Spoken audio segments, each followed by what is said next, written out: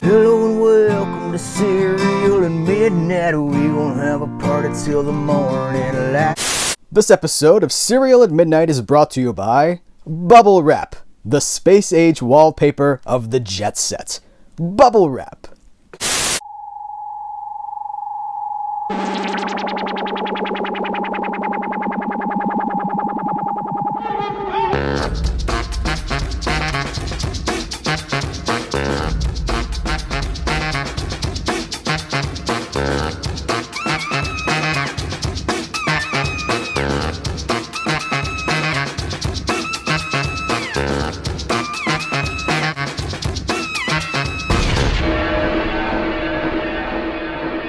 Hello and welcome! It's Serial at Midnight's monthly look at everything that I want to talk to you guys about hitting the physical media realm. This is Physical Media Monthly. We're going to talk about over 50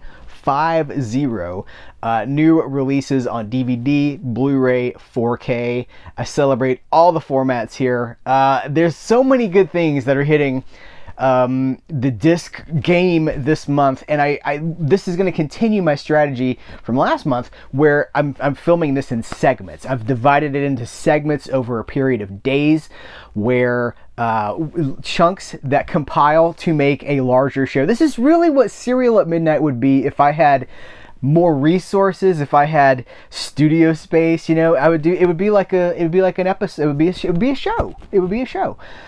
Let's kick it off with this is my favorite thing that's come out for this month. This is the movie that I say is my favorite movie of all time. This is Robin Hood, Prince of Thieves on 4K from Arrow Video. Now, full disclosure here, I recorded an unboxing and basically like a gushing session about this for my channel members, for YouTube channel members and for Patreon, just waxing both nostalgic and rhapsodic about Robin Hood, Prince of Thieves. This is the movie that I credit with igniting my fandom back in 1991. I was aware of movies. Before this movie, I was sort of a movie consumer, okay? I was young, I was a kid, and I was certainly aware of movies. I enjoyed movies. I grew up with movies. This is the movie where I really got into the story behind the movie, the cast, the crew, the composer, the cinematographer, the director, the writer, you know, the whole thing. And then also this fueled a passion for history for me, because this movie it walks the line of being a big Hollywood style production with also trying to be historically accurate to the time at which the story is taking place. So it's got that medieval middle of the Crusades kind of a story. It brings a lot of it to life. So I love this movie. I would reference you to that video if you want to see more about why I love this movie so much. I'm excited. This came out on Blu-ray from Arrow a few years back, and I have that. I've owned this movie in every iteration I think it existed on. I bought the VHS tape when it was brand new, wore that tape out, had to replace that tape. Upgraded to DVD in the whenever that was 99, 2000, somewhere in there. And then there was another DVD that came out which had the director's cut or the extended cut of the movie, which is here, 2 cuts of the movie that added like 12 or 13 minutes of footage to it. But that second DVD release did not have the theatrical cut, if I remember correctly. And now we have both cuts on 4K. Both the theatrical and the director's cut are on 4K. I just adore this movie. This is it's to this day one of my favorite movies of all time. I don't know if it's the top. You know, these days I would probably be more inclined to be like, oh, that's a Casablanca or maybe a noir or something. Wizard of Oz, maybe, because I love classic film history so much. But I cannot deny that the power that this movie holds over me. This is the Arrow 4K Special Edition, right? So they've got the 4K transfers for both versions of the movie with HDR, Dolby Vision HDR10 compatible, the uncompressed 5.1 surround sound audio. Audio commentary with director Kevin Reynolds and actor Kevin Costner. That's one. Audio commentary with actors Morgan Freeman and Christian Slater. Do I have to do? I'll do the thing. Greetings and salutations. That's Christian Slater and writers producers Penn Densham and John Watson. Here We Are Kings, Making Robin Hood, Prince of Thieves, a multi-part documentary featuring interviews with Densham, Watson, director of photography Douglas Milsom, editor Peter Boyle, costume designer John Bloomfield, and many more members of the creative team. Robin Hood, the Myth, the Man, and the movie, an archival 1901 documentary hosted by Pierce Brosnan. My memory is that came on Fox, but I don't remember, because I watched this. I would also reference you to the 1991 Robin Hood movie starring Patrick Bergen as Robin Hood, Uma Thurman as Maid Marian. That came on TV in Fox in 1991. But got a theatrical release in Europe, and it's good. It's a far more serious movie than this one. This is a Hollywood production. This still has that foot in swashbucklers that we certainly don't get anymore. One-on-one with the cast, archival 1991 interviews with Costner, Freeman, Mary Elizabeth Mastrantonio, Slater, and Alan Rickman. Bryan Adams, Everything I Do It For You. Listen, I know there's like jokes about that song, about the Bryan Adams song from this movie being like, it was everywhere and I hated it. It was everywhere and I loved it.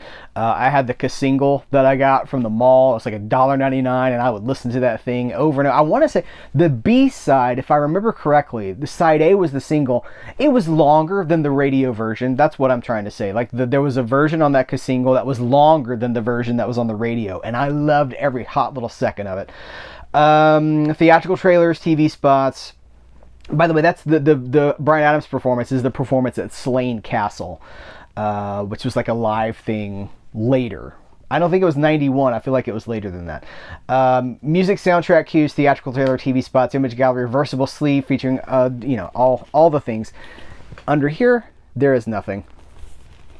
But let's get the discs and stuff out of here. So I've reversed this to the original poster art, but the other side of this is this, which is good. I really like this. It's got all the cast on it, but then, man, this is the historical artifact right here. And it's got it's only the 4K. So I've got the Blu-ray, right? I've got the Blu-ray version of this. It looks identical packaging wise. I'm keeping the Blu-ray and I'm keeping this because I want it in both formats. They are teasing Salem's Lot, which we talked about. Is it back? I think Salem's Lot's back here somewhere. We talked about that in a previous, maybe 2 months ago, I want to say. These cards come with the 4K, so it's production photography from the movie. Promotional still. Look at the cinematography, man. Come on. That is gorgeous. That is absolutely breathtaking cinematography right there. Morgan Freeman. Love this movie so much. Alan Rickman, after Die Hard, well before Harry Potter. And it also comes with this, which is basically the story of the movie. Okay, so the movie opens with the Bayeux Tapestry, which is the story of the Norman invasion, 1066, Britain, the Norman invasion, which is chronicled in the Bayeux Tapestry, which is a tapestry that tells the story of that over many frames. That's preserved in Bayeux, France, which is where you can go see that. But this is mimicking the Bayeux Tapestry, and I'm trying to see where it starts. Telling the story of the movie, and I love it. So I guess potential spoilers for the movie if you've never seen it, and I know already I've heard from a few of my members, my channel members, who are like, I'd never seen it before. Man, was it Carson? I think Carson said that he's never seen it before, and it really met expectations, which I'm happy to hear, because we're more cynical now. The audience is more cynical than it's ever been now. The innocence and the wonder that may have existed for some of these things, it's kind of gone, I think. But so anytime we can recapture that sense of whimsy and wonder, that's a good thing. That old school type of swashbuckling fun. This is the book that comes with it. We've seen this art before, because we just looked at it. An evergreen hero of a tale often told, Robin Hood, Prince of Thieves by Mark Cunliffe. Kevin Costner, Prince of Hollywood by Jackson Cooper. And then these are essays, which I really enjoy serious writing about the movies that I care about. And then there's the image gallery in the back. Just perfect release for, in my opinion, a perfect movie. And I know that's a controversial statement, but it's personal, right? There is no consensus when it comes to opinion. When it comes to movies, they are completely subjective, and this movie will forever be a very special movie for me. Also from Arrow, I'm kicking it off with Arrow here. Roy Scheider and Blue Thunder. Now this is not quite the same pedigree. Pedigree's not the word. Hard box on Robin Hood. This is a slipcover, so it's a little bit less. That's probably I'm trying to be like. I'm not trying to be negative towards this at all, but by comparison to Robin Hood, this is more of a standard release, I think, because it is a 4K, but it's a standard slipcover, not a hard box. Crazy movie about, it's like an experimental helicopter. I think it predates Airwolf by like maybe a year. You guys remember the Airwolf TV series with Jan Michael Vincent and Ernie Borgnine? But it's got a crazy cast. Let me see how many of these people they list here. Roy Scheider, Warren Oates, Candy Clark, Daniel Stern, and Malcolm McDowell. I think there's a few more cats in this movie that are worth mentioning too. It's directed by John Badham, who's the director of Saturday Night Fever, and he did the first Short Circuit. There's a sequel to Short Circuit. Short Circuit 2 is Ken Johnson, right? And I interviewed him here on my channel. The creator of the Incredible Hulk TV series and so much more. War Games? A very interesting filmmaker. In 1983, director John Badham, War Games, followed the smash hit Saturday Night Fever with Blue Thunder, an adrenaline-packed fusion of techno-thriller grit and blockbuster spectacle. All right, let's get into what it's got. It's a 4K restoration from the original camera negative, HDR10, Dolby Vision, original 2.0 lossless audio, 5.1 remix, archival audio commentary by director John Badham, editor Frank Morris, and motion control supervisor Hoyt Yeatman. Flight Risk, a brand new interview with director John Badham. That's great. I would like to see like a definitive career retrospective. Like, give me a 2-hour. No. Make it a book. I want a full book history of John Badham and his career. But in the meantime, I'll settle for this feature that's on this disc. A roller coaster ride, a brand new interview with actor Candy Clark. Catching Up, a brand new interview with actor Malcolm McDowell. Brand new interview with Malcolm McDowell. Eggy Weg. Ride with the Angels, Making Blue Thunder, an archival 3-part documentary from 2006. The Special, Building Blue Thunder, an archival featurette from 2006. Designer and construction, featuring the design and the construction of the helicopter. Archival 1983 promotional featurette, extended scene, theatrical trailer, image galleries, and the partridge in the pear tree. There's a TV series. I don't even remember this TV series, but there is a Blue Thunder TV series that came out the year after this movie. I think it's a single season show. Why can I not remember the guy? Dana Carvey. I was like, what's his name? Dana Carvey was in this series. I think he was like the second or third build in the show, which is crazy to me. Because we know him as a comedy actor, but he started in a lot of mainstream things. Anyway, this is the reversible cover art. This is on the other side. What are we teasing? 3 Extremes. I haven't seen this tease before. This is the 4K. There is no Blu-ray here. You only get the 4K. Here's the book. Very beautiful art. Contents, cast and crew. She don't look normal. She don't fly normal, because she ain't normal. Blue Thunder and the Rise of Technology in 80s Action Pictures by Dennis Kapachik. About the presentation. Okay, so we got one essay here. I mean, Airwolf is a direct result of Blue Thunder, right? It's got to be. I know you guys have opinions. All right, this is very text heavy. I like it. Like I said, I like serious writing about the films that I'm interested in. Okay, I'm gonna unbox something for you guys here. This is Man Trap from Hammer. This is my contributor copy of Man Trap because I contributed an audio commentary with my buddy Toby Rohn for this. This is a wonderful film noir that, you know, it's Hammer was at the time, like before Hammer was made. I'm trying to think what year this was because I don't really. 1953. It's right here. I recorded this commentary with Toby months ago, and some of the finer details do get a little bit duller as the time goes by. This is before Hammer became the household name for, you know, Dracula and Frankenstein, the Christopher Lee, Peter Cushing movies. They were doing all sorts of different things for a long time. You know, Hammer had been around for several decades, and they would bring over American actors and just really focus on small crime stories. And so this one, it's Paul Henreid, Lois Maxwell, Kieran Moore, Hugh Sinclair, Kay Kendall. It's directed by Terrence Fisher, and it is just wonderful. So let's get into this.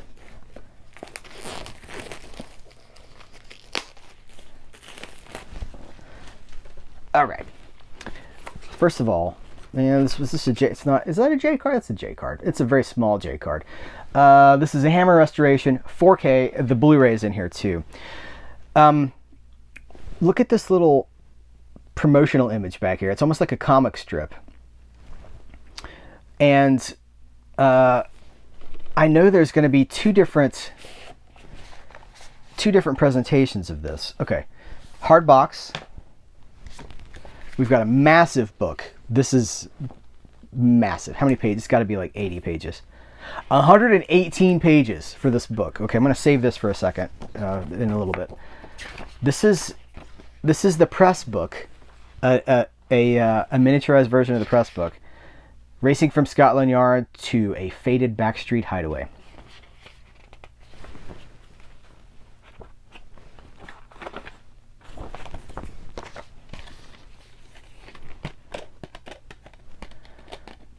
Okay. Mantrap, full screen. Man in Hiding, full screen, because their Man in Hiding was the alternate title for the movie. So that's we got 4K and we've got a Blu-ray. Look at this. The placement of St. Paul's Cathedral here is important because this takes place, obviously. See, American noir, really like 1944 kind of is, I think, the starting point for a lot of American noir. But we're talking about post-war. But America was never bombed on home soil during World War II like Britain was. And so British noir takes place in all these bombed out, you've got bombed out places. You got the image of St. Paul's Cathedral towering over everything. All right, I'm looking for, because this didn't have just like a list of the special features. I'm not one of those maniacs who constantly walks about with a camera. The making of Hammer's classic Brit noir. Okay, who wrote that? Wayne Kinsey. Oh, look at this. Hammer Film Productions. The call sheets. This is what Hammer does that I love. Well, they do a lot of things that I love. Is every one of these releases is the definitive archive of that film, because you're like, this is the stuff that I would try to find to research the movie. You're getting the movie in the different presentations in which it exists. You're getting commentaries from people like me, Hammer scholars, people like retrospectives on the locations. You're getting the documents, the contemporary documents for the making of the movie, the promotional materials, so the posters, the the comic strip thing that we were talking about, things like this. Mantrap in London's thriving post-war criminal underworld. Crime flourished in a post-war Britain where want always exceeded availability. Miriam Belansky examines how it became a key narrative driver in the films of this period. And then, so they're not just talking about this movie, they're talking about other movies as well. Kay Kendall, Britain's screwball heroine. Pamela Hutchins takes a look at Kay Kendall, an accomplished actor and comedian whose life was tragically cut short. Toby and I got to talk about that. The story of Kay Kendall is crazy. It's crazy, like the real life story. From Hungary to Hammer and back, Neil Sinyard shines a light on the strange career path of Alexandra Powell and his work with Hammer. Okay, I'm going to skip it. What is this? Mantrap correspondence, contractual negotiations. Holy cow. This is like telegrams, man. These are like major primary documents, and it's just full of these things too. All right, this is great. Where are the special features? Checkmate in 6 Moves, the Hugo Bishop movie series. There was a series of books. These were adapted into movies. Toby and I got to talk about that. They were all chess themed in their lobby cards. Chess themed in their limited edition collector's contents. Okay. 4K restoration details about the film. Commentaries. Commentary of film noir UK co-director James Harrison and film TV historian and podcaster Sergio Angelini. Commentary with cult movie expert Toby Rowan and Serial at Midnight podcaster Heath Holland. Fear and Desire. That's me, by the way. Fear, Desire, and Crime. Noted film experts Imogene Sarah Smith and Sergio Angelini, along with Hammer scholars Wayne Kinsey, discuss Hammer's early 1950s Brit noir output and its relationship with pure American noir. Excellent. Caught in the Act, a handsome leading man during the silent film era. Jon Stewart laterally appeared in several Hammer films in supporting roles. Jonathan Crowell, Stewart's son, discusses his father and his body's work. Okay, freeze all of that's the special features on this. Extensive. I know I loved working on the commentary for this because it was, I love American noir, but Brit noir is a whole separate thing that, as I was talking to you about at the beginning, it just has it hits differently because of the proximity to actual tragedy, I suppose. It's the encapsulation of that keep calm and carry on thing, but it's not, it's not reduced down to like a slug line that you put on a sign in the tube or something. It's something that's livable, and it comes through in the noir. And I don't know if I'm making sense, but I deeply feel what I'm trying to say. From classic flicks, this is the Fleischer Cartoons Greatest Hits Volume 1, featuring Betty Boop. What does that say? Betty Boop and Friends. This has been a long time coming.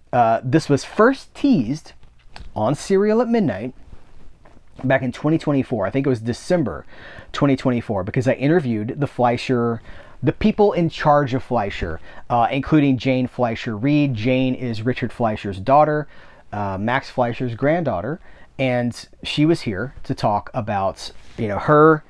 From what I understand, she's the one that's financing a lot of these restorations. And let's see, who do we have? Ray Pointer was also here, wrote the book about Fleischer animation. And at the end of that, they talked about, they were taking these, and they still are, this team has been taking these shorts on the road for screenings and, go see Fleischer shorts in a theater, which is wonderful. But at the end of that, they said, we are working on, disc releases of these restorations too. So that was, 2020, the end of 2024. So we finally have the first one of these. By the way, I would reference you to that interview for not just an appreciation on Fleischer animation, but a look inside how the restorations are being done and what the animation kind of means. I asked them, I think Ray might have been the one that answered it, but I asked them, what do you guys think about the Warner Brothers restorations of the Superman, the Fleischer Superman shorts? And they had opinions. Too clean, too bright. I think that was the consensus. But it was a really interesting interview, especially getting to talk to an actual Fleischer in the course of that. So, hopefully I get to do that again soon. But it's beautifully restored in 4K, largely from original studio negatives. Come 20 cartoons from legendary animation pioneers Max Fleischer. In Fleischer Cartoons Greatest Hits Volume 1. For over 2 decades, Fleischer Studios was unsurpassed in the realm of ingenious animated entertainment. Now, Volume 1 presents many of the studio's best and funniest cartoons with a depth and clarity likely not seen since their original theatrical releases, and showcases their entire ensemble: Coco the Clown, Bimbo, Popeye the Sailor Man, Superman, and of course, Miss Betty Boop. Relive the Fleischer's arts and inventions like never before, from the silent era to the dawn of sound to their glorious Technicolor spectacles. In this carefully curated collection, each silent short has also been has musical accompaniment composed and performed by Ben Modell, Kevin MacLeod, and Joel Pearson. Surrealism is always on tap with Fleischer, but this is not a dream. These classics are yours to watch forever. Bonus features include audio commentaries by a roundtable of Fleischer experts. Paul Dini, the creator of Harley Quinn, a writer of Batman the Animated Series, some of the best episodes. Did he write Heart of Ice? The Mr. Freeze episode? I think he did. Of course, I know him from the He-Man days, because he was the writer on He-Man and the Masters of the Universe. A creator of, what is his, burlesque lady character? I cannot remember the name. Anyway, I didn't know that he was a Fleischer enthusiast and expert. Will Friedwald, Bob Jacques, Charlie Judkins, Mark Kausler, Thad Komorowski, Leonard Maltin, Ray Pointer, and Rob Waldman. And the list, I don't know if this is going to show up. That's the list of the shorts that are included right there. You know what? Let me do better than that. It's one disc. It's about 2 hours and 160 minutes. Almost 3 hours of shorts. Here, there you go, right there. Freeze it. That is your complete list of the shorts included here. 4K restorations. They look great. I think we all, well, I don't know. Most of us are probably familiar with Fleischer animation, right? If you're not, if you only know Disney animation, much rougher. Okay, Cuphead. This is the comparison that always comes up. Cuphead, the game's Cuphead. There's one game, but there was like, you know, multiple rounds because of DLC and everything. Cuphead is an homage to Fleischer, though I don't think they ever like paid the Fleischer estate anything. It's homage venturing onto into like copyright infringement sort of a thing, because it's so close to being Fleischer animation. That style, weird surrealism, like gambling and drinking and like all kinds of weird stuff. That's Fleischer. And then Disney was doing more, you know, and I hate to compare the two because I love both. I'm a huge Disney animation fan. Walt Disney, huge fan of what he achieved. Disneyland, Walt Disney World, all these things, but they're different. Fleischer's stuff is a lot more raw, and real is not the word. Surreal. The back of the box says surreal, and that's true. Anyway, so that is available now, and it's streeted just a couple of days before you're seeing this video. And the last thing we're going to talk about in this segment, before we cut to something else, is the Radiance release of Hi Mom. I think it's Brian De Palma's first movie. An aspiring adult filmmaker, Robert De Niro, surreptitiously films his neighbors, joins a militant black theater group, and turns his camera on the countercultural scene of 1970 New York in an attempt to find meaning and inspiration on returning from Vietnam. A hilariously madcap comedy that has still retained its outrageous power to shock, Hi Mom is a vital work of the early new Hollywood. De Palma was absolutely one of the new Hollywood. George Lucas, Francis Ford Coppola, there's a bunch of these guys. The USC Dirty Dozen kind of worked, you know, Caleb Deschanel, Zoe Deschanel's dad, was working behind the camera.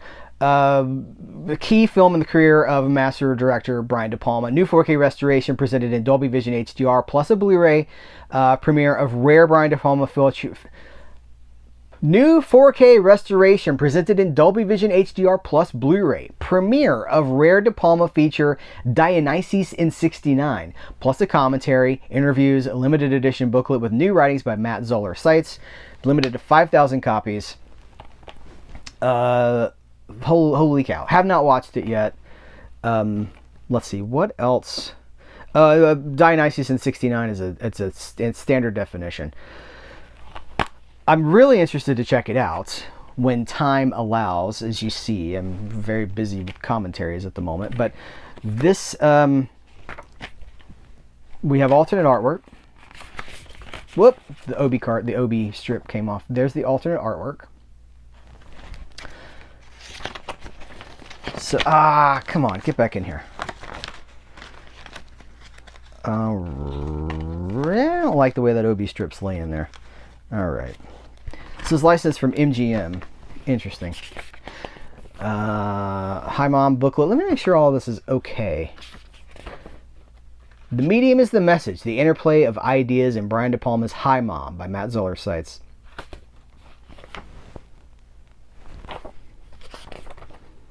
If your knowledge of De Niro begins with Taxi Driver, go back further. And do check out Mean Streets. Whoa.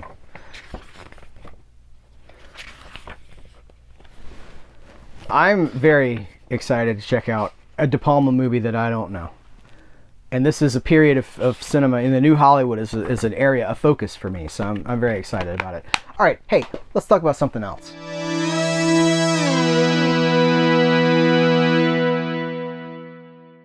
Let's check out some of the offerings from Kino Lorber this month. And this is not everything coming out from Kino Lorber this month, but these are the things that I wanted to talk to you guys about. We've got like a spectrum of Charles Bronson. We've got 1970s Rider on the Rain and 1983's 10 to Midnight. It's a 13-year gap here. Really, that's why I say this, like the spectrum. Like we're getting like a full survey of Charles Bronson. Riders on the Rider, I want to say like Riders on the Rain. Charles Bronson, Marlene Jobert, a film by Rene Clement. Brand new Ultra HD SDR master, not HDR master, of the American cut, and a 2021 Ultra HD SDR master of the French cut. From the director of Forbidden Games, Joy House, and his Paris Burning comes the stylish thriller starring screen legend Charles Bronson. Audio commentary by film historians Howard S. Berger, Steve Mitchell, and Nathaniel Thompson on the American cut.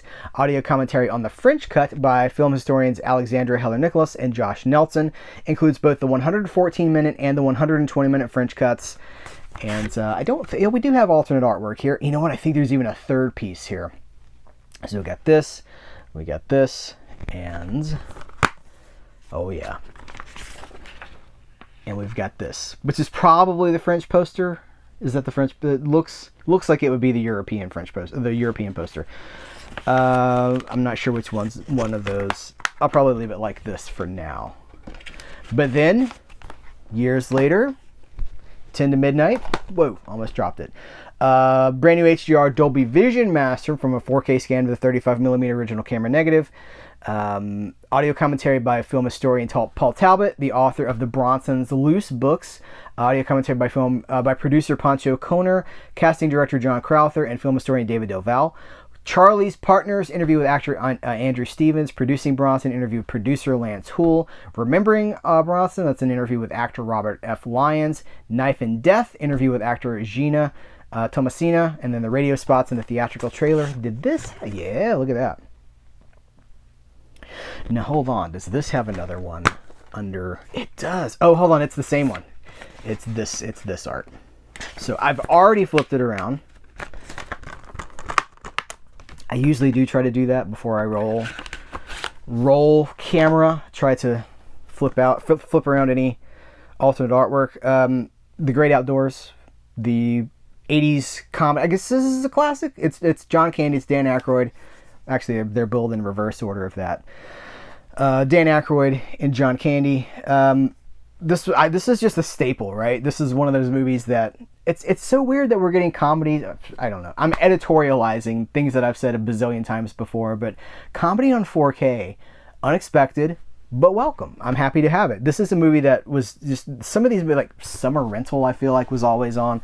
Some of these movies were just ever present in my childhood. 1988, brand new Dolby Vision HDR master from a 4K scan with a 35mm original camera negative. Directed by Howard Deutsch. Who are the writers here? Looking for the writers. John Hughes. That's right. John Hughes. Bow, bow. Executive producer John Hughes and Tom Jacobson. Yeah. It's all coming back to me now. Audio commentary by director Howard Deutsch, moderated by filmmaker Douglas Hosdale.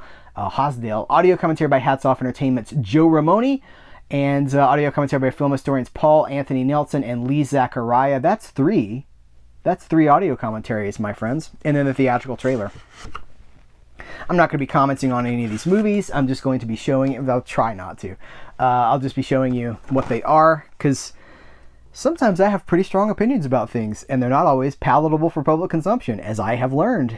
People are like, "What? How dare you?" The most obscure movie. Okay, I made a Drop Dead Fred reference one time. I was like, every movie's, blah, blah, blah, but Drop Dead Fred, I don't know. And somebody was like, I love that movie. And then every time I bring up that reference, more people are like, I love Drop Dead Fred. Well, the tide has turned on Drop Dead Fred, because when it came out, it was kind of reviled. And I worked the video counter when that thing hit video. And there was definitely, people were like, what did you rent me? But it's interesting how every movie becomes someone's favorite movie. Every movie gets redeemed, and this is the thing that I talk about constantly. Movies that have big support when they come out, they're here. Movies that have no support when they come out, they're here. Over time, it equalizes. everything moves to the middle over time. So I've just kind of learned, you know, but I'll still probably put my foot in my mouth a few times. I'll at least tell you what I think about some things. Terror Train, early slasher. It's after Halloween. It's 1980. I say Halloween because it's got Jamie Lee Curtis.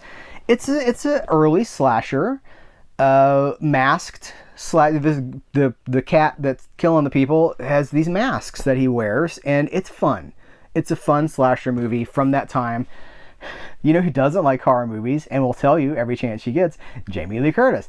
Doesn't like horror. Doesn't think much about horror. But man, she sure did a lot of horror, didn't she? For somebody that doesn't like them. At least she's good to the fans. I'll say that. Like, she's constantly signing the posters and, like, you know, she knows what she's in. Brand new HDR 10 master from a 4K scan of the 35mm original camera negative.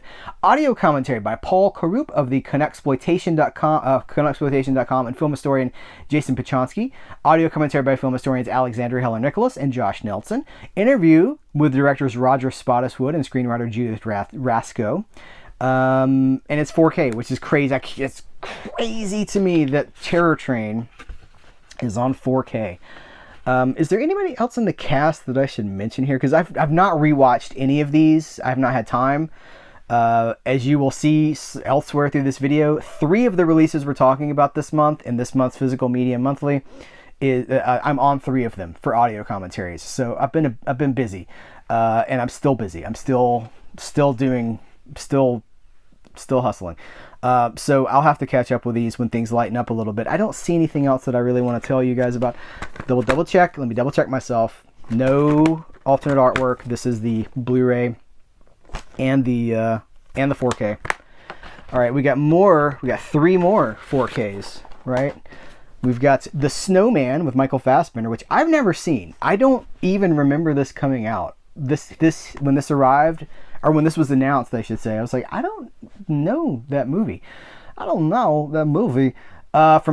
executive producer Martin Scorsese, The Snowman is based on Joe Nesbo's New York Times bestselling thriller series, when an elite Norwegian crime squad's lead detective, Michael Fassbender from Prometheus, investigates the disappearance of a victim. Okay, it's a crime movie. Audio commentary by filmmaker, film historian Steve Mitchell, and screenwriter Michael Charles Hill. Audio commentary by film historians Howard S. Berger and Mark Edward Hook. 5, it's the one Hook. The second one was to correct myself, but I think it sounded exactly the same. 5 featurettes, cast of characters creating Joe Nesbo's world, The Snowman Killer, Norwegian landscape, stunt files, The Sinking Lake. There's a ton of Norwegian crime stories. Doesn't Wallander fall under? I don't know. I just know Kino Lorber has been putting out a lot of these shows on DVD. I think probably it has a lot to do with like the weather and the amount of sunlight that some of these places get. They are attracted to the crime story. And listen, I'm here for it. There are no restoration notes on this. It does not give us a source, so I don't think that this is going to be a new 4K scan. This is probably the 4K scan from when the movie was originally released. No alternate artwork. Last of the 4Ks, but not of our stack here. John Lithgow in Harry and the Hendersons. Listen, I saw this movie when it was new. Not in theaters. I saw it on video. 1987, 1988, somewhere in there. And it was so fun for so long, right? Like, it was such a fun movie. The animatronic head, you know, the idea that they find Bigfoot and like it looks good. Like, it's not like, you know, this like weird mask. It's got all the robotics in it to make it expressive. And then the ending of the movie breaks my heart. And anytime I think about Harry and the Hendersons, I think about what a gut punch this movie is. Maybe it's below the gut. Maybe it's lower than that where it's punching. And I just can't do it. It makes me so sad. It's like, this is it's a formula of like, hey man, we're having a great time. Aren't we having fun? But hold on, listen now. Listen, let's get real. No, let's just have fun. Brand new HDR Dolby Vision Master for 4K scan, 35mm original camera negative. I'm trying to remember who made this. Written by William Deere and William E. Martin and Ezra D. Rappaport. Directed by William Deere. 2026 audio commentary by director William Deere, moderated by filmmaker Douglas Hosdale. Audio commentary by Hats Off Entertainment's Joey Ramone. Archival audio commentary by William Deere. 3 featurettes, Harry Finding the Missing Link, Making of Harry and the Hendersons, and News Wrap. deleted scenes, and a theatrical trailer. I got a trailer for you. His name is Harry, and he is Harry. They call him Harry cause he comes from the woods. That's the last of the 4Ks.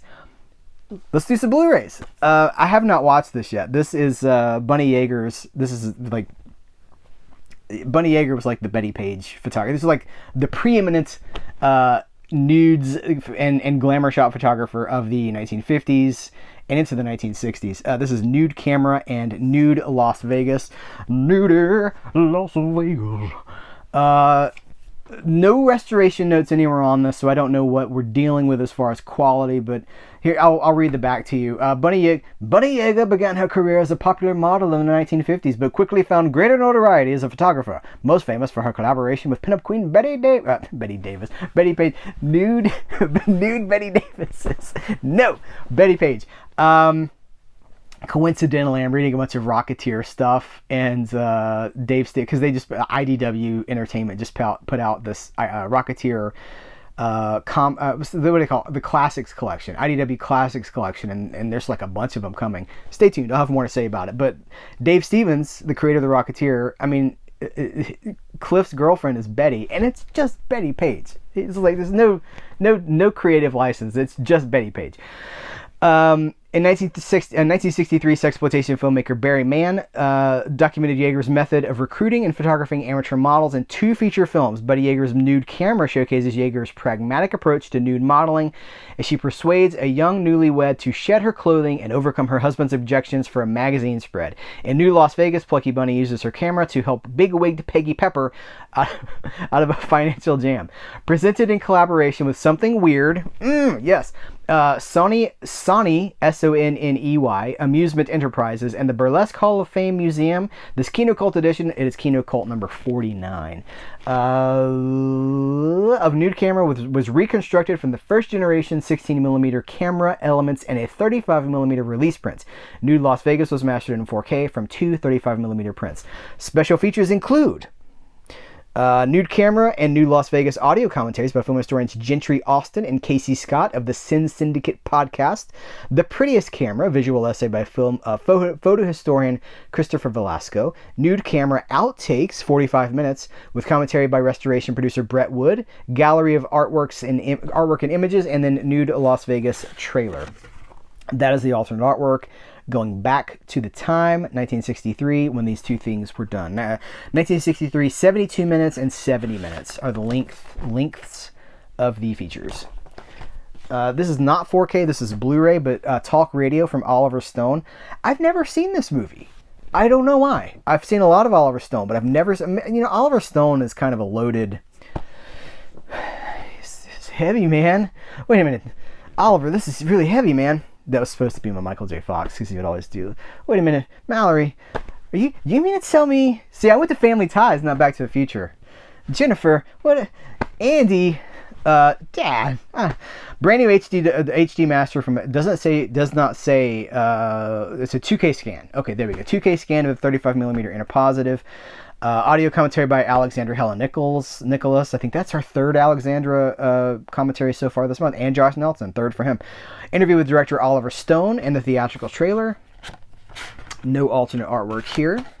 Have you seen this? Let me know what you think about it. Of course, I'll be watching it at some point, but probably some other things in the stack are going to come first, like Brit Noir Collection 1, because I'm jealous I'm not on this. But that's okay. I would like to have been on this, but I'm not on this. That's okay. That doesn't mean I can't watch them.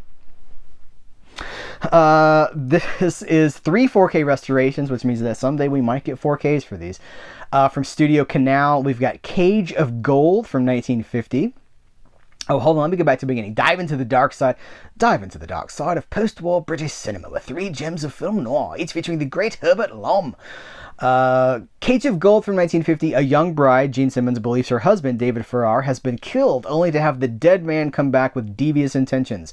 A glittering thriller directed by Basil Dearden, The Blue Lamp, and co-starring Lom, James Donald, and Bernard Lee.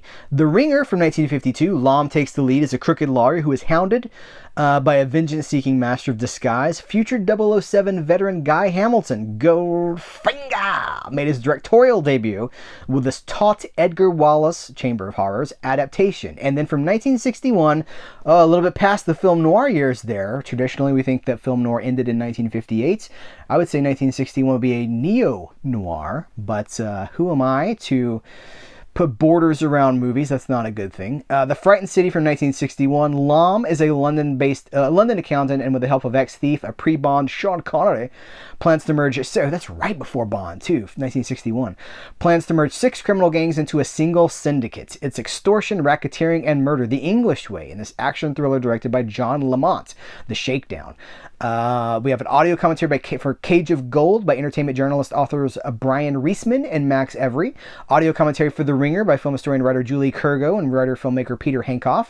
And an audio commentary for The Frightened City by author, screenwriter, and friend of Serial at Midnight, C. Courtney Joyner. It doesn't say that on the back of the box, but I'm adding it because it's true. And film historian Bruce Chevalier. I need to get back in touch with Courtney and see if he wants to come back on and talk about some of the stuff that he's been involved in. But there's no time. Come on, there's no time. These are the posters for the movie. And how are they distributing these? 2 on one disc and 1 film on the other disc. And the running times, hold on, because this is important. People want to know if there's going to be a lot of compression. 83-minute, hold on, which was which? The Frightened City runs 98 minutes, so the longest movie is on its own disc. Cage of Gold is 83 minutes. The Ringer is 78 minutes, so should be no real problem with compression there. Bend in the River. One of those great Anthony Mann and James Stewart collaborations. They collaborated, I want to say it was like 7 times during the 1950s. And then around 1957, James Stewart decides he wants to go in a different direction, and they never work together again. But when they did, they made some incredible films together. They're all worth seeking out, and I'm so glad we're getting all of them on Blu-ray. I think some of them are on 4K. 4K restoration by Universal Pictures in collaboration with the Film Foundation. Audio commentary by film writer historian Julie Kurgo and author screenwriter C. Courtney Joyner. Audio commentary by film historian Toby Rohn. 2 of the 3 people on these commentaries have been on our friends of Serial at Midnight. That makes me feel good. That makes me happy.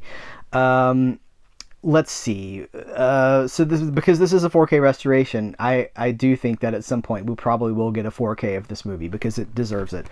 Good stuff. 1952, early in the collaboration cycle. Also, another Western, Death of a Gunfighter. This is cool, man. This is so cool. Richard Widmark, Lena Horne, Death of a Gunfighter, co-starring Carol O'Connor and John Saxon. Now, see, you're thinking John Saxon from A Nightmare on Elm Street, but I'm thinking John Saxon from The $6 Million Man. I like to go for the obscure credits, because everybody knows John Saxon from Nancy's dad. And he's also, what's the movie where he's the rock star from the I want to say it's the 50s. Is it Rock Pretty Baby? Or Rock Me Baby? Where he's the young rock star? John Saxon, man. Okay. After no restoration notes on this. It's probably not a new restoration. After 20 years of service, Marshal Frank Patch, Richard Widmark, is betrayed by the very town he worked so hard to protect in Death of a Gunfighter. The small western town of Cottonwood Springs is changing, and Patch is no longer respected by the people. This is 1969. You can tell this is one of those like revisionist westerns where they're starting to look back with nostalgia. You're getting to the point where these people are like, it had existed earlier than this.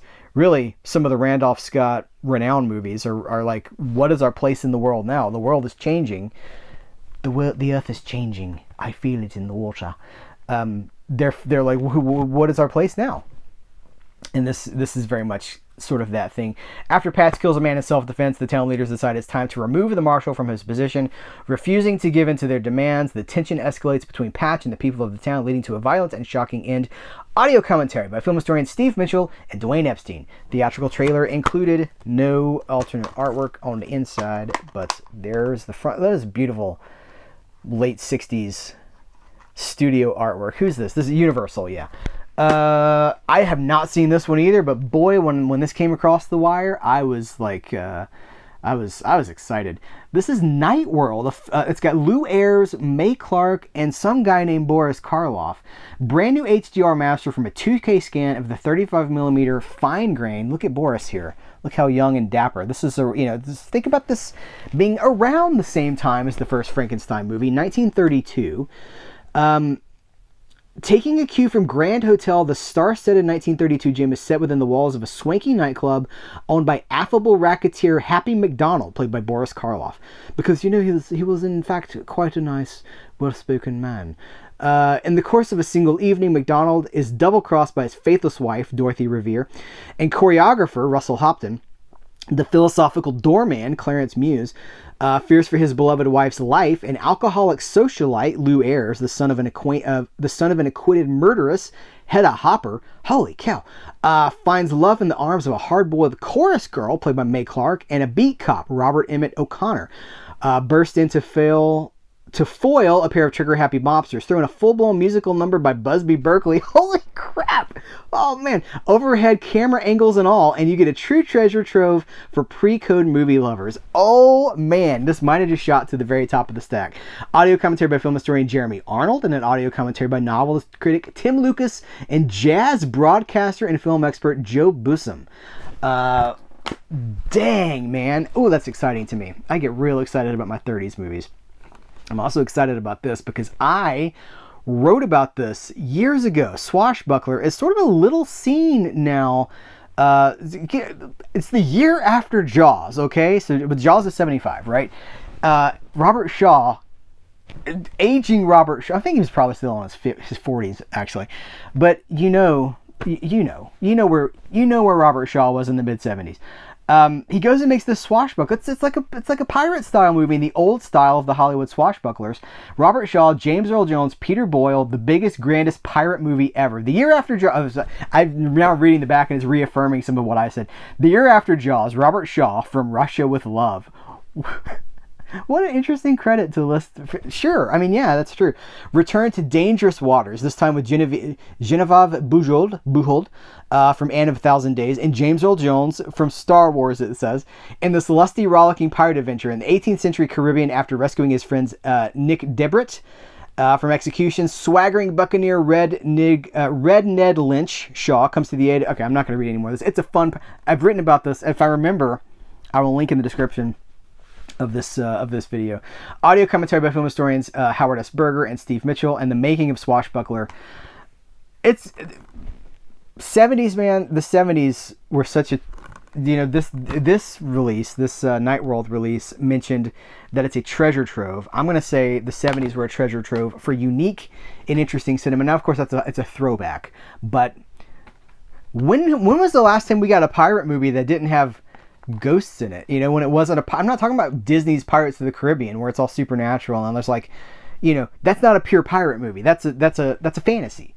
But pirate movies were a different breed. When was the last time we got a pure one of those? I mean, they're around, but they're kind of hard to find. A Kiss Before Dying, Matt Dillon and Sean Young. This is no restoration notes on this, so this is probably an older transfer, but it's from Universal. Audio commentary by film historians Steve Mitchell and Nathaniel Thompson. Audio commentary by David Del Val and Classic Film Festival producer Ryan Bijan. Theatrical trailer. We're almost done. Mark Dacascos, two films by Mark L. Lester, The Base 1 and 2. Now, I do not remember these movies. 1999 and 2000, I have no recollection of these. These are going to be pre-Brotherhood of the Wolf, right? And there's no restoration notes here either. A double dose of supercharged military action directed by Mark L. Lester, Commando, The X. The Base, when an officer is gunned down on the Camp Tillman Army base, the Pentagon sends in their top Army intelligence man, John Murphy. Murphy discusses that a senior sergeant and his men are attempting to take over the drug business. It's an action movie. It's a military action movie. And then the sequel, audio commentary for The Base by director Mark L. Lester and actor Randy Cognata. Jack LaRue Jr. Moderated by Dark Forces Entertainment. Oh, Dark Force Entertainment. These are in conjunction. That explains some of this stuff. Dark Force Entertainment's Dave DeFalco. Demon Dave, as he is known in some circles. Know Your Weapons, interview with The Base 2 star Antonio Sabato Jr. and both movies are on one disc. What's the running time on these? 97 minutes and 96 minutes. We end with a Kino Lorber. Hold on, it's Kino Classics of Tiefland. Just little pieces of plastic and stuff everywhere. In her second film as a director, Leni Riefenstahl returned to the mountain settings, which we got the previous, I think it was last month. We talked about the one before this. Returns to the setting which made her a star in German cinema. Tiefland translates to lowlands, dramatized the conflict between the shepherds on the slopes of the Spanish Pyrenees and the power-hungry Don Sebastian, who diverts their waters to the plains below in order to feed his cattle. It was filmed in 1932, but the footage was confiscated by Allied forces during World War II, and it wasn't until 1954 that Riefenstahl was able to complete the film, in spite of some of the footage having been lost in the interim. This edition was restored in 4K from the original 35mm negative. That's awesome, man. Special features, outtakes, and 98 minutes of outtakes and deleted scenes, and then an audio commentary by film historian Anthony Slide. This is film history. This is film preservation. This is an important release. That's very, very cool. How long is this? 98 minutes. So hold on. Outtakes and deleted scenes are 98 minutes, and the running time is 98 minutes. What a coincidence. All right, that's Kino Lorber. Let's talk about something else.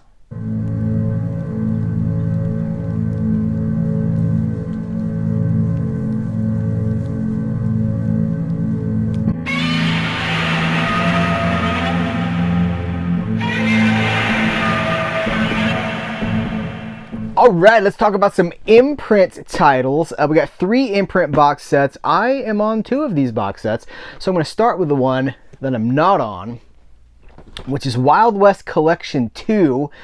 Man, it's good to see Westerns getting some serious love in terms of the boutique scene. I mean, Kino Lorber's been putting out Westerns for ages, right? But these beautiful box sets, I mean, you know, last month we talked about the Magnet. In fact, I think I've still got some of that stuff. Yeah, this is unplanned, but we talked about the Magnificent 7 collection, which is just gorgeous, man, and the Wild West collection, Volume 1.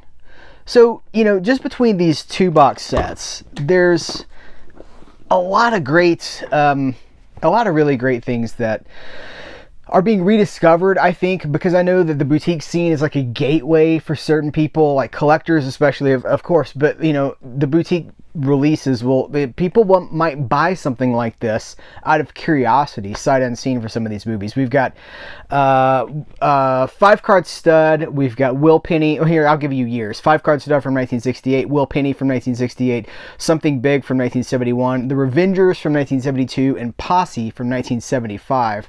They've all got special features here. I'll hold this up like this, and you can freeze that if you want to check, you know, yeah, interesting special features here. You know, I'll do the special features when we get to the actual discs themselves.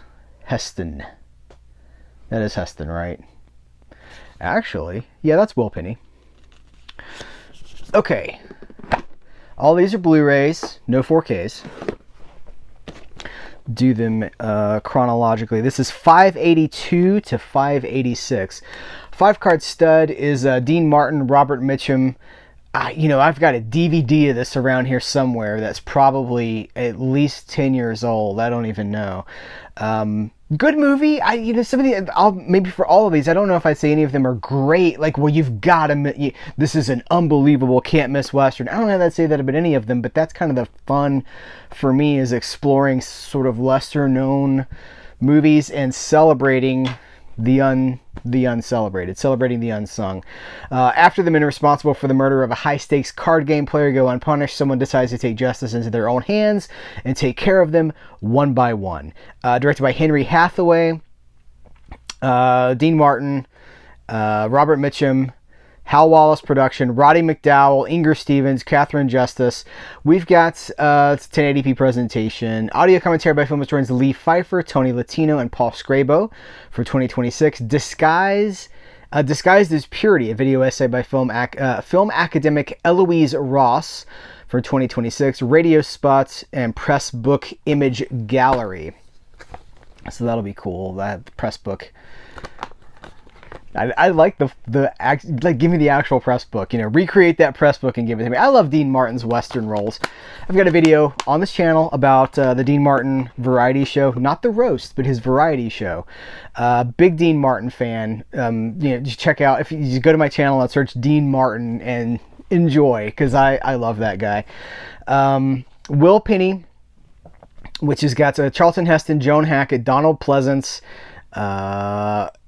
introducing Lee Majors. Shout out to friend of the channel, Eric. I won't say his last name. Eric got me Lee Majors' autograph, because if you may remember, Lee Majors was on a show called The Big Valley, and his character was Heath Barkley, and I'm a Heath, and so he had Lee Majors sign a picture of himself that says, "Hey Heath, cool name." And so I've got that. And that was a gift. So Eric, I have not forgotten that. I really appreciate that. Left for dead by a gang of outlaws, an aging cowboy is saved by a beautiful married woman. Now he's faced with two problems: falling in love with another man's wife, and the outlaw gang coming back to finish the job. Audio commentary by film historian Daniel Kramer, a friend of Serial at Midnight. There's a video with him. Search the YouTube channel for Daniel Kramer. Remembering Will Penny featurette in the Cowboys of Will Penny featurette. There's nothing bad. There's no pictures back here. These would fall under what I would consider to be the revisionist Western era. They're after the prime Hollywood focus on Westerns, and they're looking at the Western through a different lens, humanizing, equalizing, kind of tearing down some of the mythology around the format. Something Big. This is Dean Martin and Brian Keith. Everybody wants to do something big once in his life. It's just that most people don't have to hold up a stagecoach, steal a girl, and swap her for a gun to do it. We've got, so let's see, Dean Martin, Brian Keith. You want to hear what it was like to work with Brian and Keith? Check out my, you know what? I'll stop with this yelling. Like everything that I do, I'm like, hey, you should check out, I was going to suggest my Juliet Mills interview where she talks about working with Brian and Keith. Honor Blackman, Ben Johnson, Albert Salmi, Don Knight, Denver Pyle, Joyce Van Patten, Merlin Olsen, and Carol White as Dover. This is produced and directed by Andrew V. McLaglen. The films of Andy McLaglen, video essay by film historian C. Courtney Joyner, who knew McLaglen. He's the authority on McLaglen because I believe they knew each other. Trailers from Hell, Something Big, featuring screenwriter Larry Karaszewski. Wonderful. And let me show you the inside of this. There's the disc, and there's Dino again. It's a marshmallow world. Why did I go to a Christmas song? The Revengers. This is this is an interesting one. I feel the spaghetti western influence, I think, on the Revengers. It's 1972. It knows all those movies that have come and gone by that point. He brought 6 men out of hell, and they brought it with him. The Revengers. When a Civil War veteran returns home to find his family has been killed, he recruits 6 condemned men to get his revenge. But will he be able to rein them in to succeed in his plan? We've got William Holden, Ernest Borgnine, Woody Strode, Roger Hannon, Renee Kulvehoff, and Susan Hayward as Elizabeth, directed by Daniel Mann. William Holden and the West, the video essay by film historian C. Courtney Joyner from 2026. Very cool.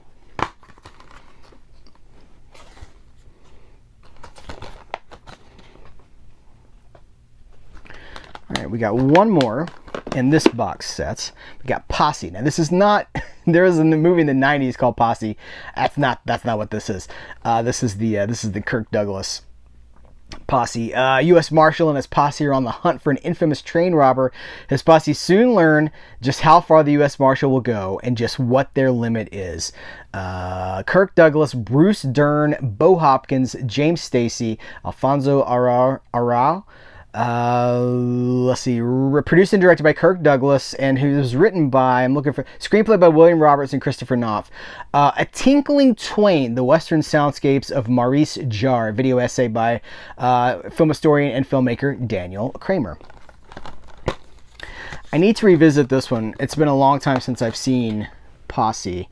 I have seen seen the Dean Martin ones since I've seen Posse, to be honest with you guys. I went down a whole Dean Martin rabbit hole.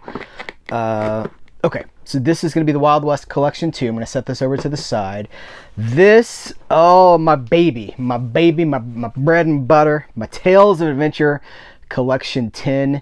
This entire line, and in fact, I think I've got, where are they? Tales of Adventure 1, 2, 3, 4, 5. I've got 6 right here.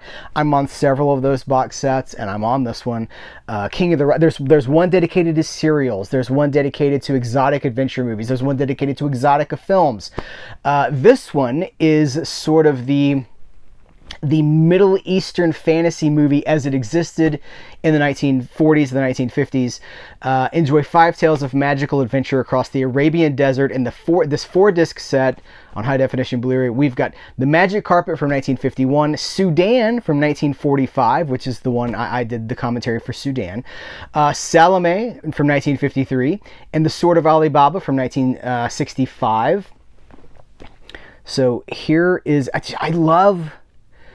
This really is, this kind of movie is my bread and butter. These are studio movies. These come from the vaults of Columbia, which is Sony, Universal. We've got Vivision and Imprint back here. So these are just like studio movies that were, you know, didn't always have a huge budget, but where, let me get this little glue blob off the back here.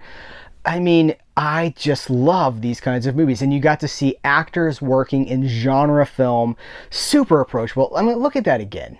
Let me get the glare off of that. It's a little glary because these boxes are very shiny.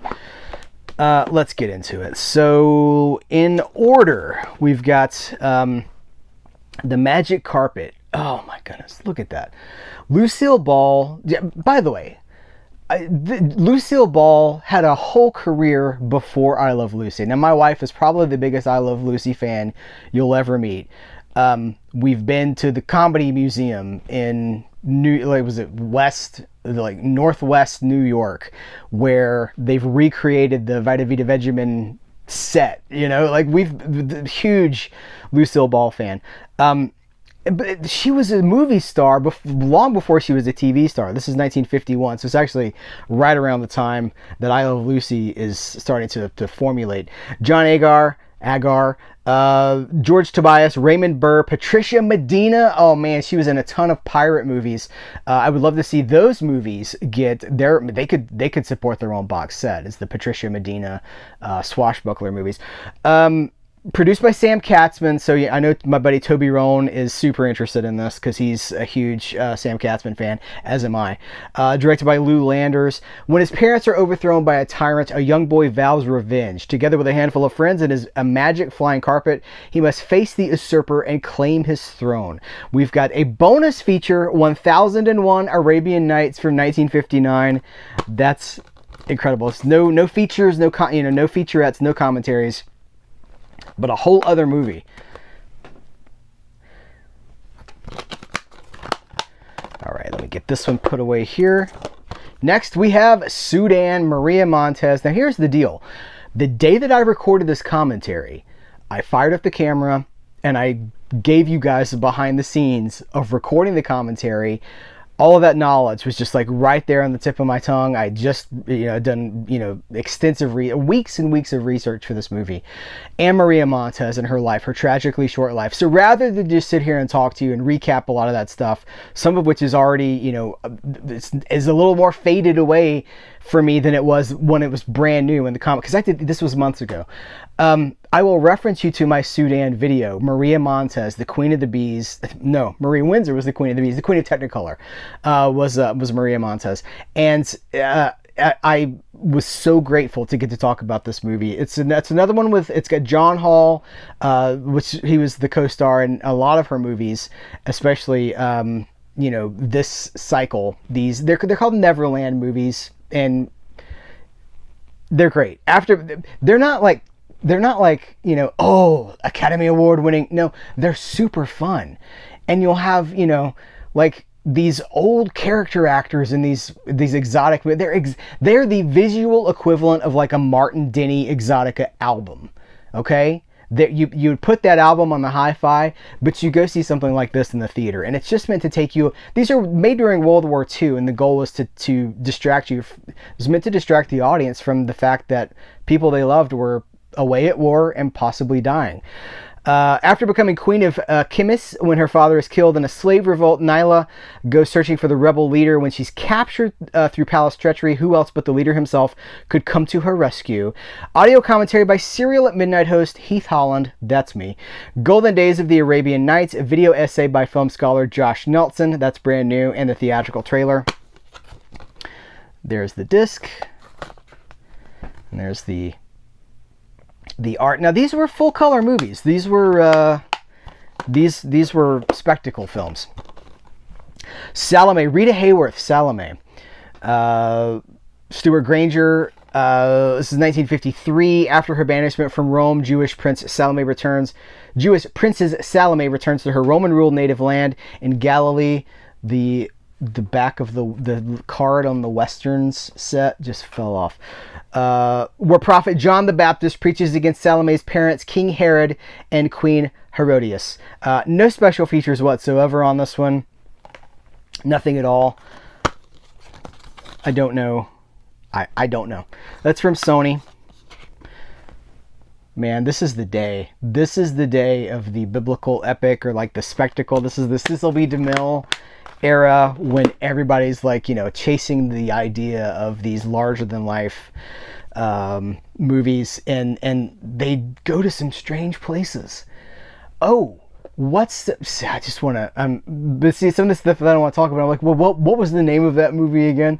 There are so many weird exotic movies that take place in Egypt. There's like stuff with like idols and gods, and like they'd build these huge statues on the sets. I think I'm thinking of Samson and Delilah. That's Cecil B. DeMille. Cecil, however you want to say it. And it's basically an exploitation movie, but it's a lot of fun. The Sword of Ali Baba. From 1965. This is much later. Escaping from the Mongolian conquest of his city, a young boy is adopted by a group of bandits. As a grown man, together with his 40 thieves, he decides to return to his city for revenge. A high-definition transfer, audio commentary by film critic Gary Girani. Ooh, that's cool. All right, there's the disc. Just, you see what I mean? If you're not familiar with these movies, they're just fun adventure. They're sort of the swashbuckler set against sand. It's exactly kind of that's what it is. It's well, one of the things I'll say that I realized while researching my Sudan commentary is that a lot of these were Western movie formulas. You just switch it from like New Mexico or Texas or wherever, and you move it to like it's Arabia, or like it's Egypt, it's whatever. And the only thing that's changed is the settings and the costumes, but the formula itself, like the cattle barons and the cattle baron, sultan, it translates really cleanly. So, and the last thing we're going to talk about here is the Essential Film Noir Collection 6. Can you guys see? We got 1, 2, 3, 4, 5 here on the shelf, and 6 right here. Naked Alibi, 1954. Ring of Fear, 1954. Commentary by Max Allen Collins, the expert on Ring of Fear. We'll talk about that in just a second. And me, I'm on that track. Hell's Island from 1955, and Flame of the Islands from 1956. Dubious Cops, Murderous Sabotage, A Missing Gemstone, and A Glamorous Casino. 4 noir tales from the golden age of cinema with star turns from Yvonne DiCarlo, one of my absolute favorites, Mary Murphy, Gene Barry, and Mickey Spillane, one of Max Allen Collins' very favorites. All right, let's see. Oh, we got to do, hold on. I got to take this little, we got to see what's under this little beat sheet. Nice. Come on. All right. So reflective. There we go. Booyah. Okay. So, in order, these are numbers 574 to 577. Naked Alibi, starring Sterling Hayden and Gloria Graham. The story of a love with the law at its heels. After the death of his colleagues, a police chief goes on the hunt for a previous murder suspect who has skipped town to join his femme fatale girlfriend in Mexico. Audio commentary by film historian Sam Deegan. Shadows at the Border, video essay by film academic Eloise Ross from 2026. Naked Alibi, college radio ad recreation. And then short film The Cinematographer from 1951. I've watched none of this stuff yet. That sounds interesting, The Cinematographer. I'm looking to see if there's directed by Jerry Hopper, screenplay by Lawrence Roman.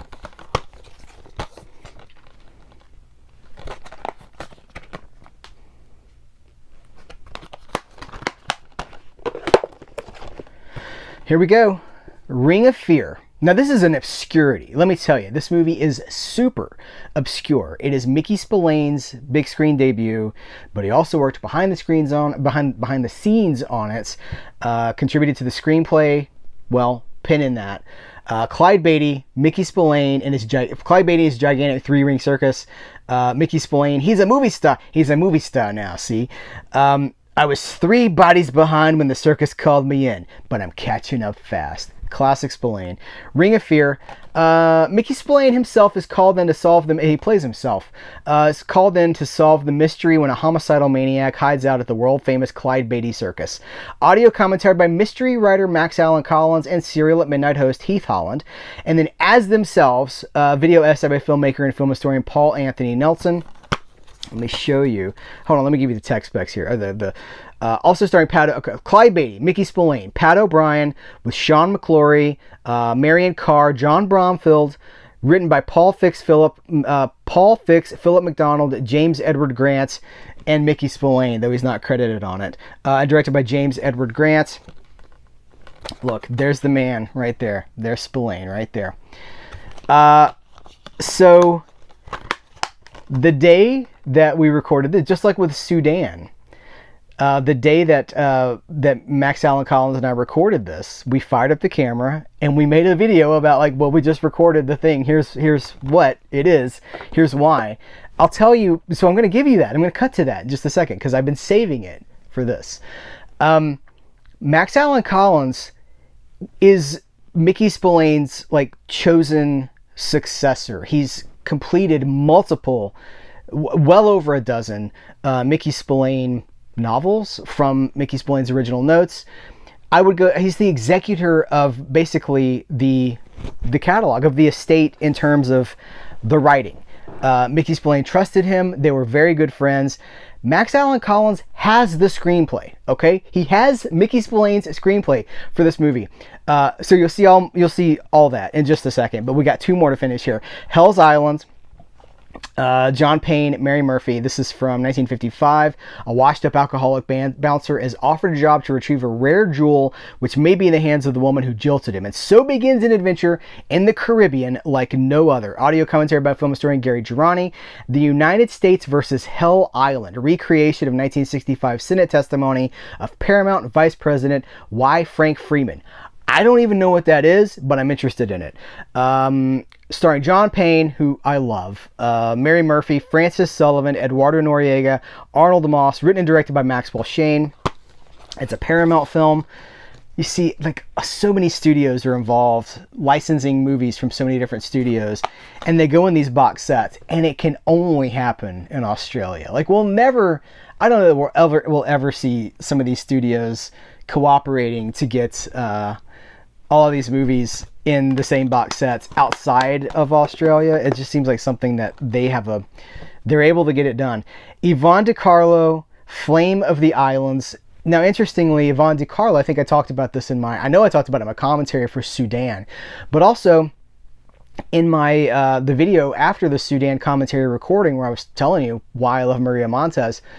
Maria Montez got very tired of being like the sexy lady in all of these movies, the exotic sexy lady who was there to, wear revealing clothing and just be like eye candy. She wanted to be a serious actress, and Universal was like, well, no, you're under contract. You're going to do what we tell you to do. So she basically breaks contract and takes the consequences that come with that. Universal goes, well, we've got this woman, Yvonne DiCarlo, who'd fit really nicely into some of these movies, and that's pretty much what happened.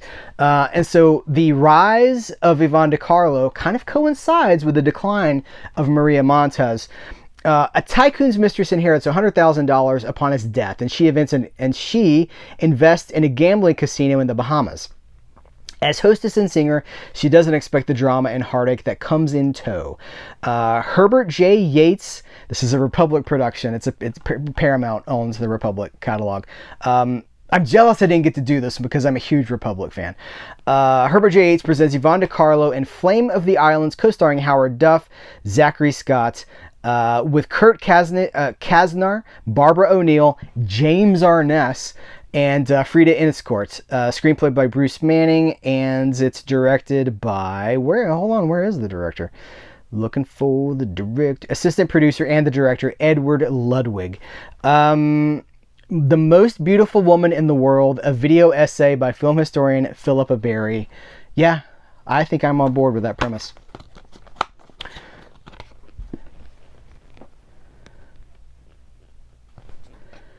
Okay, that's Essential Film Noir Collection 6. But, and by the way, just well done, Imprint. These are incredible releases. Hold on, let me show you. Let's do the stack next to each other here. There we go. That's nice. Without further ado, here's me and Max Allen Collins talking about Ring of Fear. Hey guys, welcome back to Serial at Midnight. I'm joined by Max Allen Collins. We've just finished our commentary recording for the movie Ring of Fear. Max, that was a lot of fun. That was fun. I got to talk about my favorite mystery writer, my hero, Mickey Spillane. Is it fair to say that Ring of Fear is an obscure movie, or does it have some fan base that I'm not really aware of? Well, I don't think it has a fan base, but I think it is fairly well known among mystery fans of hard-boiled fiction, because there isn't a movie starring Dashiell Hammett, and there isn't a movie starring Raymond Chandler. Chandler has a little tiny thing in Double Indemnity where he's sitting outside a door at the insurance company, Yeah. But no, this is like having Edgar Rice Burroughs playing Tarzan or something. It really is. It's crazy. So let's tell people. So Ring of Fear is a 1954 movie, Batjack Productions, which was John Wayne and Fellows. Wayne Fellows, right? And it was it's 1954, so it's a circus movie in which there's a crime, there's a saboteur who's basically trying to murder people in the circus, and they bring in Mickey Spillane as himself, as the creator of Mike Hammer, as the novelist Mickey Spillane. It's wild. Yeah, it is, and it's a CinemaScope movie, which makes it colorful and fun. It's the circus. It's very documentary style at times. I actually, as you know, Heath, when this was not, because it was only available here in the U.S., maybe anywhere, on DVD in a box set of some of the movies that Wayne produced. You may have that box there somewhere. You know what? This was totally unplanned. But it's, yeah. I have this. This is Ring of Fear. Yes, I have this box set. This is like the Batjack. What is this? The Suspense Collection. Ring of Fear, Track of the Cat, Plunder of the Sun, and Man in the Vault. These are the movies that are included. Yeah, and it's a great little box set. But to be able to see this movie in HD and CinemaScope, the Blu-ray is something when I saw it, I jumped on it. Nobody knows more about Mickey Spillane than you. You are the walking historian for Mickey Spillane's life, his career, and at this point, you knew him better than anybody that's still alive, I think. Well, he used to tell people who had questions. He said he send them to me because he said Collins will know the answers if I don't. But he was my idol from age 13, and really is the reason I became a writer, the reason I became a mystery writer. And I idolized him, I wrote about him and so on, and I was lucky enough to become his friend. He was a kind of a mentor, I would say. He helped me get my novel True Detective published. True Detective, which became the basis of True Noir, the current 4.5-hour audio drama. Available now, right? Available, Wherever people get everywhere, because it went into to wide distribution. So he called me we were very close, and toward the end of his life, he's my son's godfather, that close. So he called me, and it was toward the end of his life. He didn't know he had pancreatic cancer, and he said, "I'm trying to finish the last Mike Hammer novel before I go." And he said, "If I don't, will you finish it for me?" And I said, "Well, I hope I don't have to. I don't want to, but know that I will if it needs to happen." And apparently he hung his phone up after that and called his wife Jane and said, "After I'm gone, there's going to be a treasure hunt around here." And he had 3 offices. He was in South Carolina. He had one in his downstairs. He had one up on the 3rd floor. He had 3 floors, and he had an office on stilts, looking over the the bay, the water, the inlet. And he said, "There's going to be a treasure hunt around here," because he had started, for various reasons, he had started a ton of things that he had not finished. And he said, "Go to Max, gather it all, go to Max, and he'll know what to do." And my wife Barb, and I went down there for the celebration of life that they had. A lot of people in tent and everything. And while I was down there, we raided the offices, and we sat at a big table, Jane Spillane, Barbara Collins, and me, and looked through these manuscripts. And every now and then somebody would say, "I got a hammer. Here's a hammer." And they hand it over to me. And so out of that, over a period of I don't know how many years, I developed 14 Mike Hammer novels. The first one being The Goliath Bone, which is mostly Mickey. That's the one that he had not quite finished. And then I had half a dozen where he'd done like 100 pages in an outline. And so I finished his books. And then there were shorter fragments, and I got everything out there. So there's not that much left in the drawer. There's a few things, but so I got to do that. And Mickey wrote Mickey wrote 13 Mike Hammer novels, and I wrote 13 Mike Hammer novels with him. So I got to double the number of Mike Hammer novels. And listen, I wish I could tell my 13-year-old self. Maybe I still am my 13-year-old self. Hold on, good things are gonna happen. And I've been blessed because I've had a career where I got to my favorite comics person, which was Chester Gould and Dick Tracy. I got hired to write Dick Tracy for 15 years after Chet retired. Then I got to work on Spillane, and I wrote a few books of my own.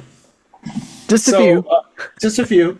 And so, and people ask me why I work this hard, but it's like, when they pay you to do your hobby, ask no questions. Did Mickey Spillane talk to you about Ring of Fear? Do you have any idea how he felt about it, or his impression of working on it? Did he ever just share it with you? Well, yeah, he revealed to me that the movie had been in a lot of trouble, and that John Wayne came to him and asked him if he would, write enough new pages to be able to fix it. But that would have been after he that was well into his involvement at the movie, though, right? Oh yeah, so they shot it basically, and Wayne did not feel that it was releasable. But the interesting thing about that is that you've got a writer playing himself who did not contribute to the screenplay until he was asked to contribute to the screenplay when the original thing didn't work.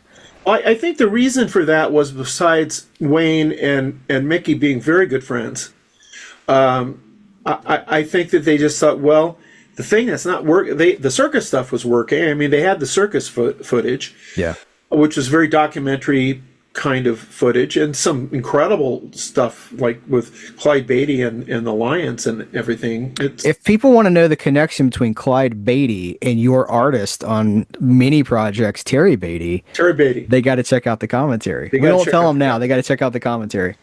What I found out when he gave me the script, because you've actually got the script right in front of you. Yeah, I've got the script. that he gave me, and this is it right here. If anybody in the world will be like, why is Max Allen Collins doing a Ring of Fear commentary? Because you have the script with the notes and the rewrites by Mickey Well, Spillane. and also, if I can find it, look at this. Okay, the script is 90 some pages. Then suddenly there's this Ring of Fear supplemental script. Oh. And that's what Mickey wrote, and it's 47 pages long. And you and I have both said, well, I have frankly said, this is a movie, I won't say it's a terrible movie, but this is a movie that about a 45-minute terrific little crime movie is buried in all this circus. It's two movies. That's one of the things we figured out during the commentaries. Yeah, It's two movies. One of them is a circus movie. One of them is a crime movie at a circus movie. And they're two completely different stories, tones. The tones are completely different. Yes. And they when they try to merge them, it's a little awkward. But it would have been a great little noir picture in black and white, in my opinion. I reread the script today. I hadn't read it since he gave it to me maybe 12 years ago. Obviously, he was still alive at the time, so it's been a while now. But yeah. I reread it today just to prep for our commentary, and almost nothing in the official screenplay is in the movie. And all of the stuff in the movie, particularly the stuff that works, is in Mickey's supplemental script. And yet, he has no screen credit for the... He has no screen credit. It may have to do with the fact that he was under contract with Victor Seville, the director-producer who brought out all the Spillane movies, I, The Jury, My Gun is Quick, Kiss Me Deadly, The Long Wait. And I think he was tied up. That's why he didn't write My Camera books for about 10 years, because he and Seville had a real bad falling out. He did not like what Seville was doing with the material, making the movies Seville was making. Now, I don't completely agree with him. Well, we want people to check it out. The movie is Ring of Fear. I was going to pull the DVD out again, but no, it's coming out from Imprint. It's going to be a part of the Film Noir. What number is that Film Noir? 6. Is it number 6? Okay. Yes, Film Noir Essentials. Yeah, volume 6. And there's some other interesting titles on there. It's interesting too, because it does something you touched on in the commentary is that it is a film noir, but we're talking about a 1954 movie in CinemaScope, full color. It doesn't have the fingerprints of noir, and yet it kind of is a noir. Yeah. Yeah. A noir. It's a noir.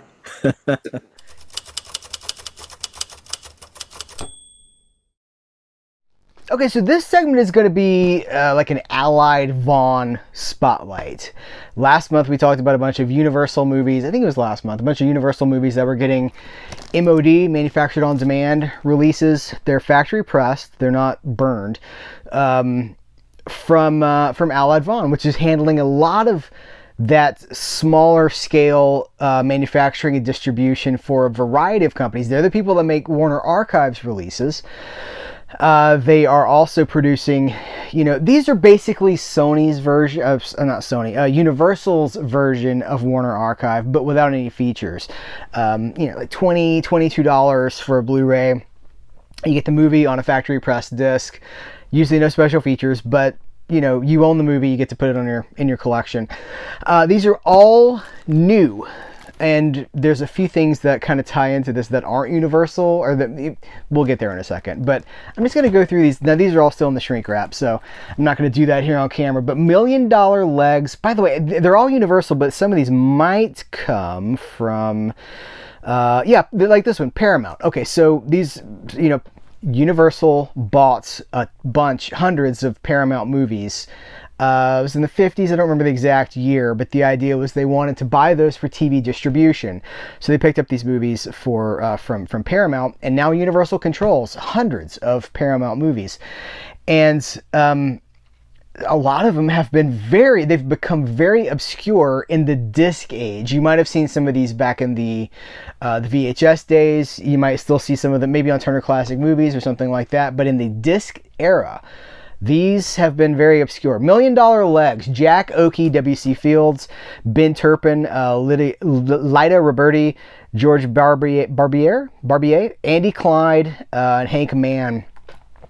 I'm excited about this because of W.C. Fields, because like Kino Lorber put out Universal. A lot of W.C. Fields movies were at Paramount / now Universal, and Kino Lorber put out a ton of those a few years back. They dropped like, I don't know, it was like 5 W.C. Fields movies and like 5 Mae West movies. It might have even been more than that, like all at the same time.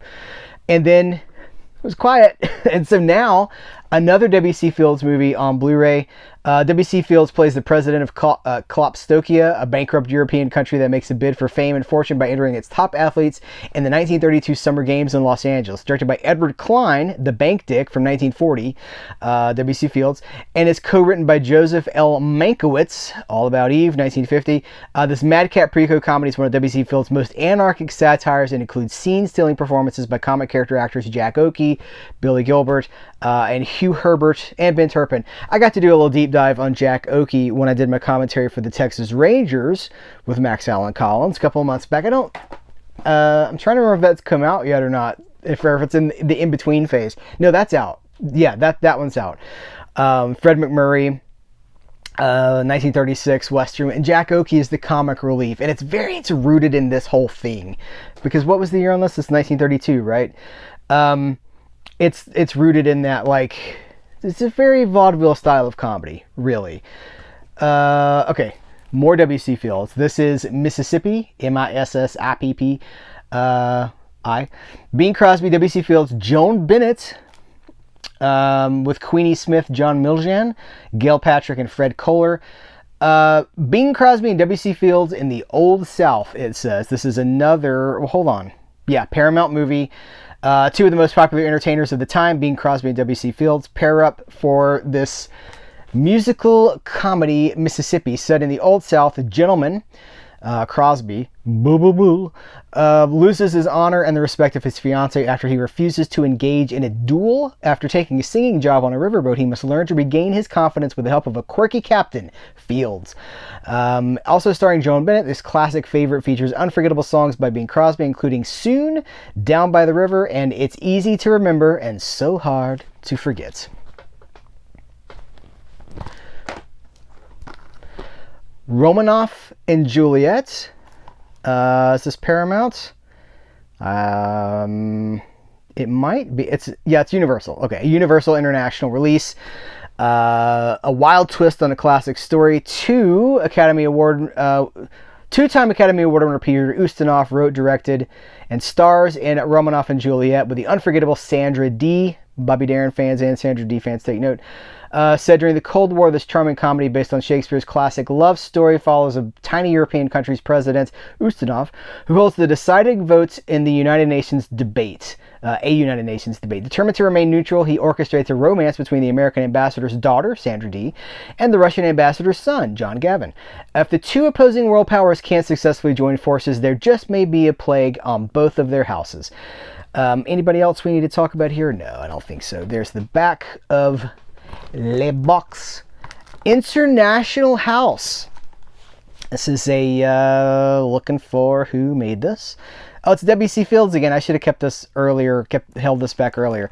Peggy Hopkins, Joyce, W.C. Fields, Rudy Valley, Stuart Irwin, George Burns, Gracie Allen. Say goodnight, Gracie. Colonel Stoopnagel and Bud. Colonel Stoopnagel and Bud. I don't know.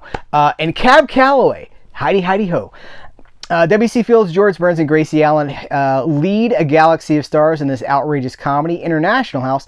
After a scientist in China creates a device that can broadcast pictures and sound, he holds a conference at the International House to showcase his invention. As representatives from all over the world arrive to see the unbelievable contraption, chaos ensues when they begin competing to purchase the rights. Featuring hilarious comedy bits from some of the best talent at the time, as well as unforgettable music performances, this pre-code classic is pure entertainment. Deanna Durbin. Now, much like W.C. Fields, Kino Lorber dropped a whole bunch of Deanna Durbin movies in one fell swoop. I believe there was a Deanna Durbin box set, if memory serves, but this is not one of the movies that was released by Kino Lorber back at the time. Deanna Durbin was huge at Universal. She had her own production unit at Universal and had been a child star. who, as she got older, tried to buck out of the typecasting of the good, the Shirley Temple kind of a thing, and eventually kind of just walked away from the whole thing in the 1940s. And that she was a huge part of the success of Universal. Singing and Sensations, Deanna Durbin's feature film debut. Let's see, Deanna Durbin's engaging feature film debut, this Three Smart Girls. You know what, I'm not going to read all of this to you guys because it's a chunky paragraph. This does have bonus features. Theatrical trailer, 100 Years of Universal, the Carl Laemmle era. 100 Years of Universal, the Lou Wasserman era. So we've got 2 featurettes and a theatrical trailer. Now I kind of do want to read the Deanna Durbin singing feature film debut. Engaging feature film debut. Three Smart Girls showcases the teen singing sensation in a heartwarming musical comedy that was nominated for a Best Picture Academy Award. Penny Craig, played by Durbin, is a high-spirited girl who conspires with her 2 sisters to reunite their divorced parents. Her millionaire father, however, has plans of his own to remarry a beautiful socialite. Hijinks, hilarity, and wonderful songs ensue as the sisters let nothing and no one stand in their way to break up the romance and bring their father home. Featuring a stellar cast that also includes Charles Winninger, Benny Barnes, Alice Brady, Ray Milland, and Misha R. The film made Deanna Durbin a household name and endeared her to millions of movie-going fans. This is 1936. There you go. The Phantom President. This is George M. Cohan, Claudette Colbert, Jimmy Durante. I can't help myself. I'm like, have to do the bits, right? I didn't do Chickadee. I didn't do my little Chickadee when I was talking about W.C. Fields, but now I kind of wish that I had. Let's see. Vote the Laugh Ticket. What year is this from? This is 1932. Paramount Publix Corporation. George M. Cohan, Claudette Colbert, and Jimmy Durante star in this outrageous political satire, The Phantom President. The presidential hopes of charmless businessman Theodore K. Blair Cohen are dead on arrival until his political advisors hatch a desperate plan, hire a lookalike snake oil salesman, Varney, Cohen in a brilliant dual role, to impersonate Blair during the campaign. When Varney proves to be a bit too popular with the voting public and Blair's beautiful girlfriend, Felicia Colbert, Blair's beautiful girlfriend, this silver-tongued peddler will learn just how dangerous it can be to play politics. Man, when did the double role start? The idea of, like, the good version and the bad version, but it's the same actor. Charlie Chaplin, he did that, right? I mean, this goes back to the silent days. Anyway, no special features on this, but you get the movie. All right, I'm going to save this one for later. Save that one. There we go. Here Comes Cookie. Oh, George Allen, Gracie Burns. Here Comes Cookie. The incomparable George Burns and Gracie Allen star in Here Comes Cookie, a hilarious comedy about a millionaire who signs over his fortune to his ditzy daughter in order to save it. A rich retiree, Harrison Allen, with 2 daughters, Phyllis and Gracie, suspect that Phyllis's fiance is after his money. Hey, okay, I'm not going to keep reading. It's a comedy of misunderstanding, as these things often are. And it's a Paramount movie from 1935, now controlled by Universal. Thanks, Universal, for getting these things on disc. Charlton Heston, Julie Adams, The Private War of Major Benson.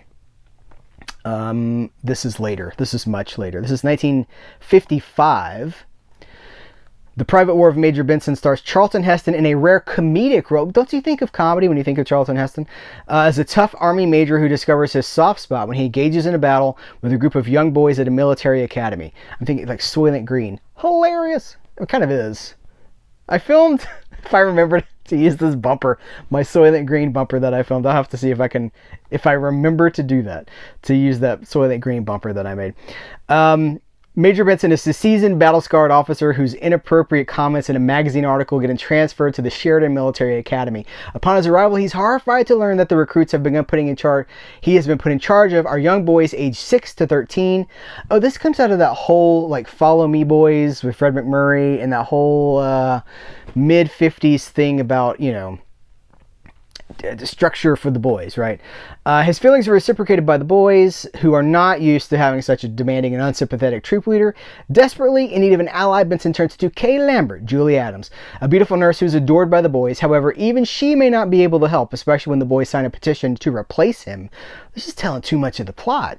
It will take the support of Kay and an unending attention of a precocious 6-year-old named Tiger to teach Benson how to win the most important battle of life, the one within himself. No special features, but you know what you get. All right, I get this one. Let's save this one for last, because this is one of those. I don't think this has had a Blu-ray in the United States. Now, when I mentioned this online, when these first came in at the beginning of this month, somebody was like, that's been on Blu-ray for ages elsewhere. Not in the US and not licensed by Universal. I think sometimes there's a lot of European Blu-rays, a lot of European Blu-rays that are sourced from either the digital file or, you know, like iTunes, you know, because listen, I'm a big advocate of buying movies for $5 on iTunes, because you can download them to a hard drive, and it's about what it would cost to rent them. You know, a rental at Blockbuster in the 90s was $2.99. $2.99 adjusted for inflation is more than $5. So I'm a big advocate of that, but these like Spanish companies will just rip a digital transfer from online, or they'll use the laser disc, and that's not licensed by Universal or any of the parent companies. So this is a fully licensed Black Shield of Fallsworth. This is Tony Curtis, Janet Leigh, the Lovebirds, mother, you know, parents of Jamie Lee Curtis. Tony Curtis, listen, I'm a huge Tony Curtis fan. Not necessarily his personal life and the choices he made, but as an actor, the kid was a star. You see him from his very first appearances in, like, you know, it was 1949 might have been his first appearance, but then like all through the 50s, you're like, that kid, that guy, he's got something. And then of course we know where his career goes with Some Like It Hot and all that stuff. But the Bad News Bears sequel, is he in Breaking Training? Or yeah, he's the one in Breaking Training, right? But miscast because of his Bronx, right? He had Bronx accent, and this is the movie that gives us the immortal line, "In yonder valley lies the castle of my father." And so I'm happy to have it on Blu-ray just because of that, because I love Tony Curtis. Screen legends Tony Curtis and Janet Leigh star in The Black Shield of Fallsworth, a swashbuckling tale filled with jousting, jests, and medieval heroics. The time is England in the reign of King Henry IV. Miles Curtis is a headstrong, handsome peasant determined to learn the name of his slain father and discover his true heritage. His fiery ambition and swift sword leads him to the majestic Mackworth Castle in yonder valley. There he must vie for both knighthood as well as the hand of the fair lady Anne Lee, but her love is claimed by the evil, conniving Sir Walter Blunt. All the while, the English throne is being challenged to the death from sinister forces within. But with its remarkable supporting cast, well, let's check that out in a second, and stunning set design, this is truly an epic tale of which legends are made. Tony Curtis, Janet Leigh, David Farrar, Barbara Rush, Herbert Marshall, with Thorin Thatcher, Daniel O'Herlihy, and Rhys Williams. Directed by Rudolph Mattei, screenplay by Oscar Brodney. A Universal International film, 1954. Big fan. I have it digitally, so I've watched it relatively recently, but I'll have to crack that open soon. Couple more things here that don't necessarily... Well, okay, one thing that falls under Allied Von.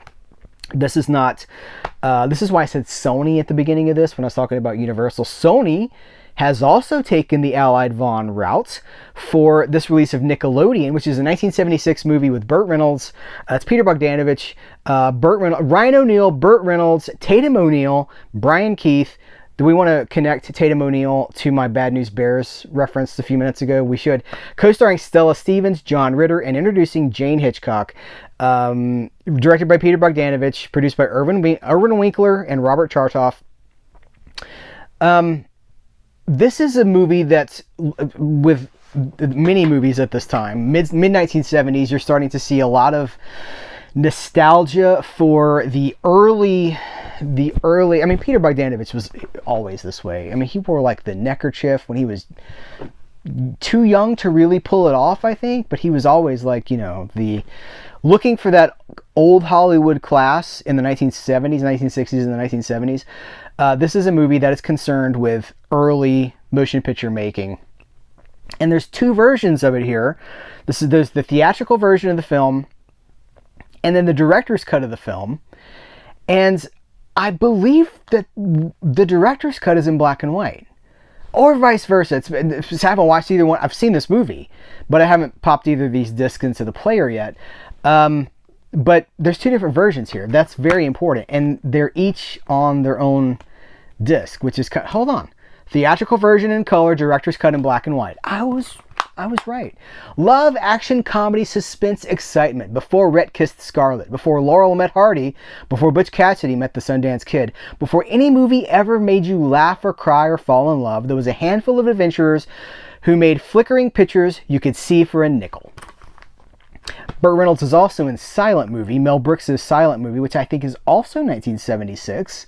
He's not one of the leads in the movie, but there was something happening here, and I would never suggest that this is like a lost classic necessarily, but I definitely think it's worth watching, especially for people who want to learn more about movies. First of all, you're watching a movie that's 50 years old, and it itself is nostalgic for something that existed before the people that made it were even born.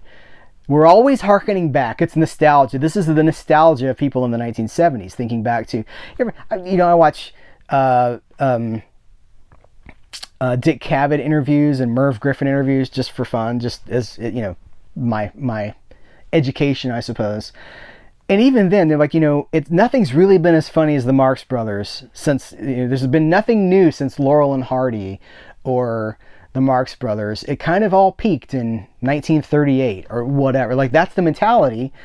And so, now we've got, Scary Movie 6 or whatever it is. Like, it's, as much as people will enjoy that, there's a school of thought that, 90 years ago is when it was at its best. And then there's probably people who were like, it was better in the vaudeville days. It was better with W.C. Fields. Who am I to argue? Also from Universal, this is not an Allied Vaughn product. This is a Criterion Collection product. This was an April release. I did not have it in April. This is Ernst Lubitsch's Trouble in Paradise on 4K. I also want to mention that it was just a couple of months ago that Criterion released the Lubitsch musicals. All of this stuff licensed from Universal. So this 4K has, it's a 1932 movie, and it's got a ton of special features. In fact, I'll just hold this up. Ooh, that's got a glare. I don't know if that's going to show up. New 4K digital restoration, uncompressed monorail soundtrack restored by UCLA Film and Television Archive, the Film Foundation, with funding provided. Okay, one 4K Ultra H disc, Ultra 8. Oh, hold on, with funding provided by the Hobson Lucas Family Foundation. That's George Lucas and Melanie Hobson. Still loving movie history. One 4K Ultra HD disc of the film, and one Blu-ray with the film and special features. Audio commentary featuring Scott Amon, biographer and director of Ernst Lubitsch. Introduction by filmmaker Peter Bogdanovich. What? I did not plan this. New video essays by Peter Bogdanovich, right? You remember, you might have been making a sandwich in the kitchen and you just came back and you're like, why is he talking about Peter Bogdanovich? Peter Bogdanovich directed this, and he's got a piece in introduction on this. New video essay by critic David Cairns, English subtitles for the deaf of hard of hearing, plus an essay by critic Farron Smith Neame. Great.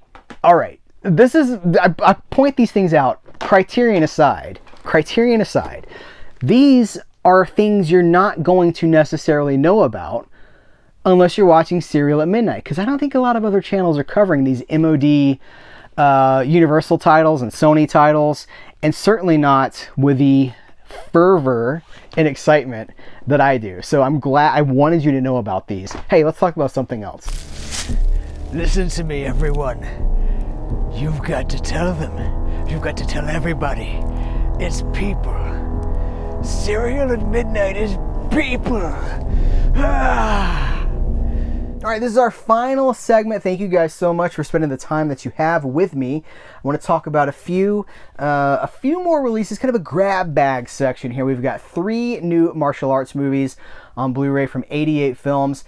I am excited to venture back into martial arts movies. I've taken a little bit of a break from talking about them, from covering them, and I'm jumping back in because these really spoke to me. They look they're early. Let's see, I'm trying to find the years here.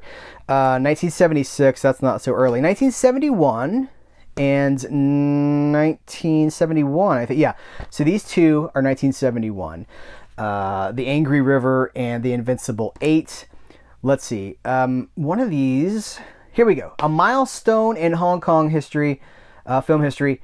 Hang on, let me do this. By the way, these slipcovers have like a, I don't even know how to describe it. They feel different.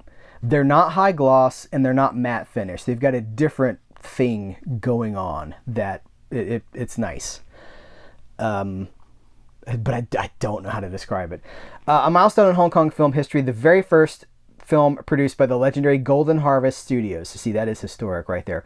Bruce Lee and Jackie Chan made their best films, Kung Fu Queen and Angela... For whom Bruce Lee and Jackie Chan made their very best films.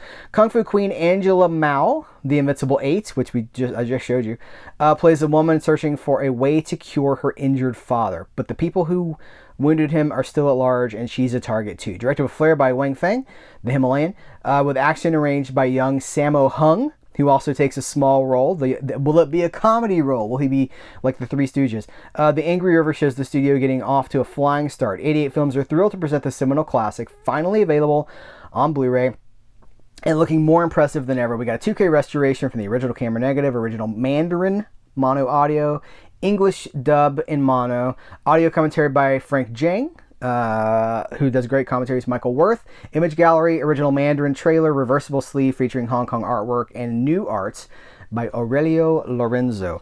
This has got like a monster guy in it, which is interesting to me. I'm like, is there like a hint of kaiju here? I don't know. This does have reversible art that looks like this on the other side. And we've got a poster here, which is going to have both of those pieces of art. The new, the classic.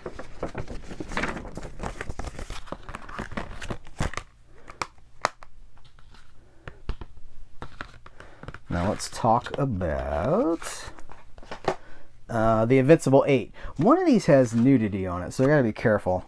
Here's the alternate artwork for this one. Before he helped Bruce Lee unleash his fists of fury, director Lo Wei established himself as a master in action. With swordplay classics like this, the story of family and vengeance. 8 warriors, among them Nora Miao, the Way of the Dragon, Angela Mao, the Angry River, ride out for revenge against the cruel general who killed all their fathers. You see, this is the thing that I have struggled with martial arts movies because I watched so many in such a short amount of time. The plots are often identical. It's, protecting the temple, avenging the fallen master, or avenging a family member. And I realized, like, to me, the martial arts movie and the spaghetti western movie are almost identical, but they're in different languages and they have a slightly different setting. But the music is often martial arts movies would take music from spaghetti westerns, which sometimes we're taking music from other things too. With action arranged by the young genius Sammo Hung, who also appears, The Invincible 8 is an undisputed classic of early Hong Kong cinema, now beautifully restored and presented on Blu-ray for the very first time. We've got slipcover art featuring Aurelio Lorenzo, double-sided fold-out poster, stunning new 2K restoration, not 4K, 2K restoration from the original camera negative, Mandarin audio, English subtitles, audio commentary by Frank Zhang and Michael Worth, image gallery trailer, reversible sleeves featuring Hong Kong poster artwork.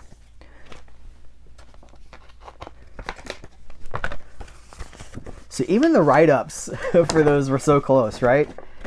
So like, I watched dozens of martial arts movies in a very short, in a couple of years, I hit many martial arts movies. And I can't tell you which one was which now. I might have to be like, wait, was that the one? But even then, that's part of my problem with this genre, why I tend to feel overwhelmed with it. But that doesn't mean that these don't have value. I've heard from some of you guys who have been like, you need to be, these movies have a place. Of course they have a place. I think the problem is I just got a little bit burned out because I watched so many and I could not distinguish a lot of them. The Himalayan. Hold on, this is the one with the, I'm not going to show you the back of this box, but I'll show you the cover. A martial arts epic from master director Huang Feng, The Angry River. After she's framed for adultery by her wicked brother-in-law, Seng Ching Lam, Angela Mao, Invincible 8, takes to the hills to plot her revenge. That will come when she's learned the ancient Tibetan martial arts of Mi, and her enemies won't know what hit them. Partially filmed among the majestic scenery of Nepal, and boasting the action you'd expect from a film where Sammo Hung handles the fights, The Himalayan is a monumental slice of 70s kung fu, freshly restored and available on Blu-ray for the very first time. Slipcover art featuring Aurelio Lorenzo and double-sided poster art, stunning new 2K restoration from the original camera negative, Mandarin, English dub mono, audio commentary by Frank Jang and Michael Worth, Tales from the Monastery, an interview with Dorian Tan, English opening and closing credits, original trailer.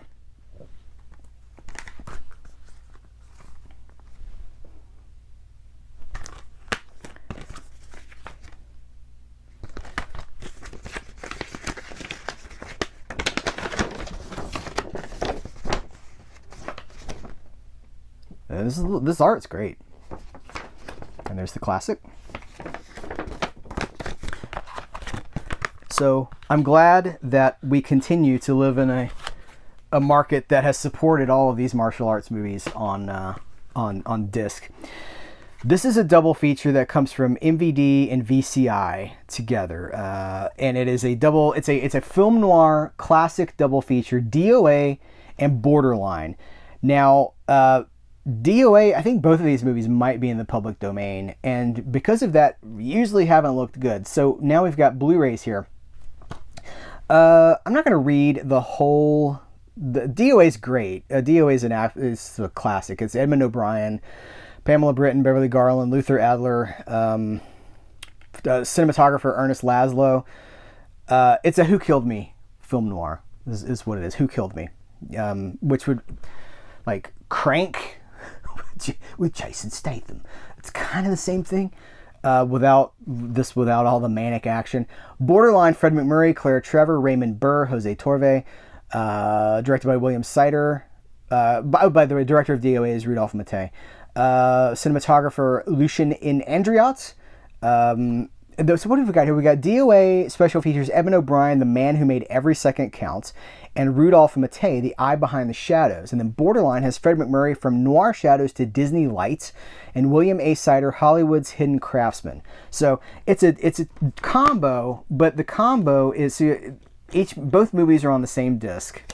On both of these discs, we've got a DVD and we've got a Blu-ray. I don't see a lot of DVD Blu-ray combos anymore. Often it's be a Blu-ray and a 4K or a DVD by itself. This is giving you both the DVD and the Blu-ray. This I'm really excited about. This is Soul to Soul, the legendary 1971 concert film that captures the soul of America and the heart of Africa. Ike and Tina Turner, Wilson Pickett, Santana, the Staple Singers, the voices of East Harlem, Les McCann, and Eddie Harris. This is from Liberation Hall. So I interviewed Arnie Shore, the maestro behind Liberation Hall. He'd worked for years at Rhino, which was a foundational label for, I mean, back in the day, in the 90s, especially when I was getting into this, when I was getting into cool things in the 90s, Rhino was like a stamp of approval that it was gonna be cool. They made old things feel really cool. And so Arnie Shore is the guy behind Liberation Hall now, and the Liberation Hall has put this out on Blu-ray. In February 1971, several dozen American soul, jazz, and gospel artists embark on a journey to Ghana, West Africa, that would change their lives and everyone involved. It's a concert film restored in 2K, preserving. Let's see, the film was recently restored to the original edit by constructing each scene using the high-quality 2K transfers from the original film elements, which were shot in the 4:3 aspect ratio. Soul to Soul is an electrifying concert film that features its players at the peak of their power for the first time in years. One of the greatest black music documentaries is available for all to see. Come relive the experience of Soul to Soul. Special features outtake of Ike and Tina Turner performing I've Been Loving You Too Long. 4 separate commentary tracks featuring Mavis Staples, Les McCann, Ike Turner, Michael Shreve of the Santana Band, Kevin Griffin of the Voices of East Harlem, Ghanaian drummer Obo Addy, and original producer Tom Mosk, with reissue producer David Peck of Reelin' in the Years Productions. Includes a 32-page booklet with an essay by Grammy Award-winning author Rob Bowman and a 2025 trailer. I mean, this is really cool and probably flying under the radar. Here's the chapter list with the bands and the sets, the songs.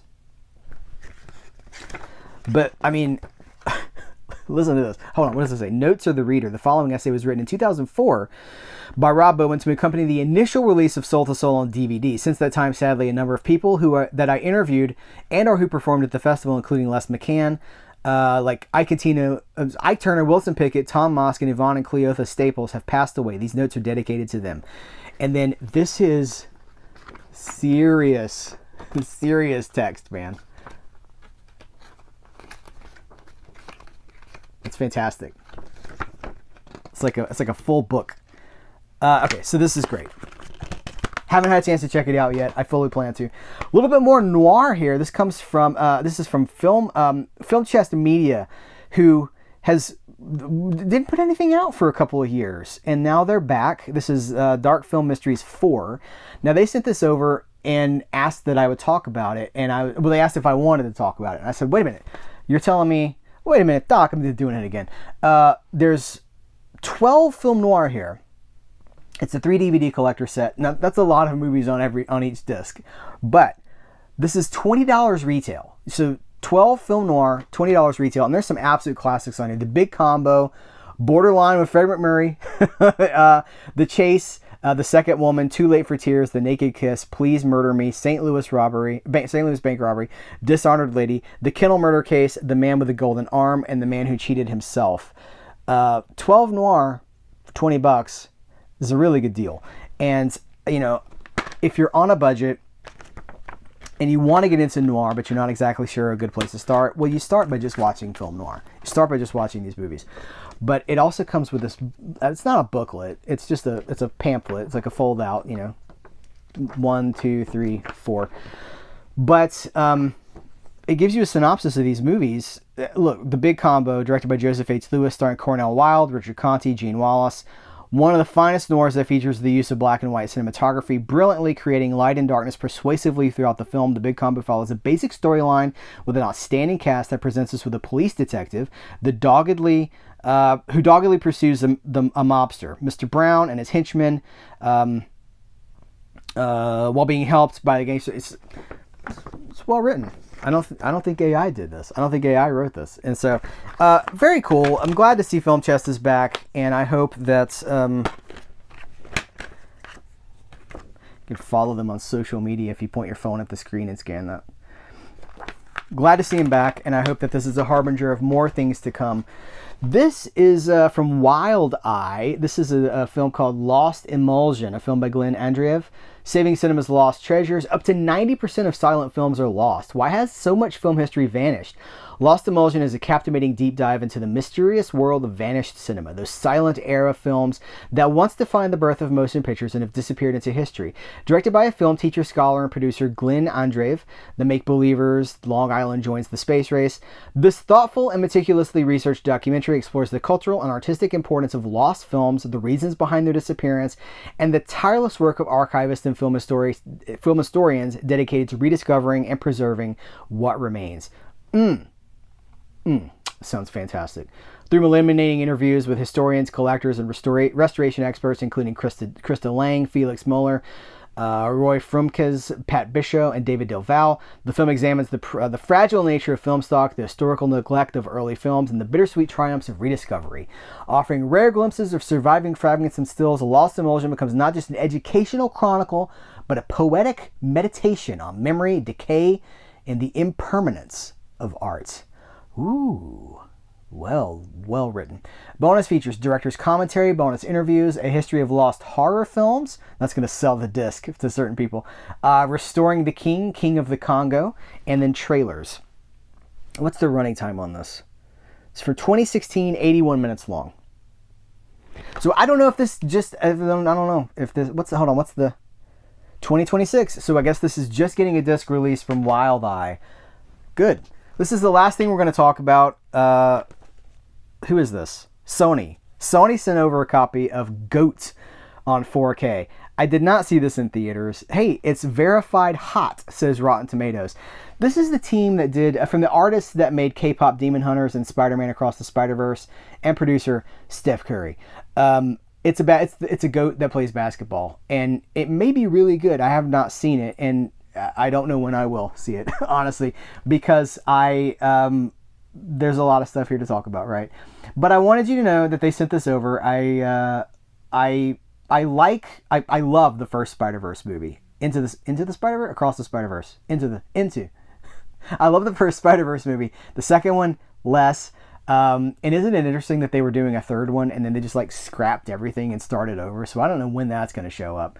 But that style where it's like kind of like jagged, like the movements are not super fluid. It's like I don't even know what the animation rate is, but it's a very unique visual style that's been mimicked in a lot of other things. I've seen it in video games. In fact, the Spider-Man video game for the PlayStation 5 has a mode that makes it look like the Spider-Verse, where it like limits the animation so it's more stuttered. From Sony Pictures Animation, the studio behind Spider-Man and Across the Spider-Verse, and the artist that made K-pop Demon Hunters, comes Goats, an original action comedy set in an all-animal world. The story follows Will, a small goat with big dreams who gets a once-in-a-lifetime shot to join the pros and play Rollerball, a highly intense co-ed full-contact sport dominated by the fastest. It's a sports movie. Blu-ray special features include, well, it's a 4K, but it says Blu-ray special features. I bet all the special features on the Blu-ray. Easter egg replay, animal aesthetic, the style of goat. Make your own pick and roll pizza bites with Aisha Curry. Make your own pick and roll pizza bites. Okay, this is for children. That's why this is for children. Now you might be 52 years old and you're like, I love it, and that's awesome, man. That's great. I'm not judging. Slipcover. So this is the 4K Blu-ray and the digital code. So if you've seen this, what do you think about it? We can talk about it. You could recommend it or let me know what you think in the comments below. Guys, holy cow. I think this is probably even bigger than the last episode last month, but I like it. I know it's only rock and roll, but I like it. This was a lot of fun getting to more than 50 releases. I feel like this format really does these movies and these releases justice because we're allowed to really look at them. I don't expect you to watch all of this in one sitting. You can come back to it.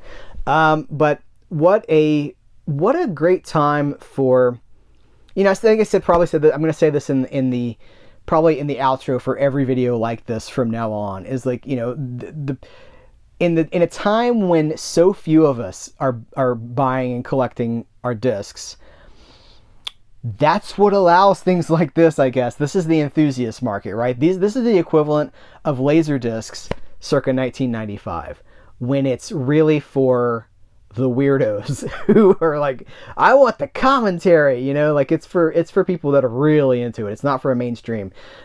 Mainstream stuff is probably always going to be available somewhere digitally. You pop, it's in the cloud somewhere.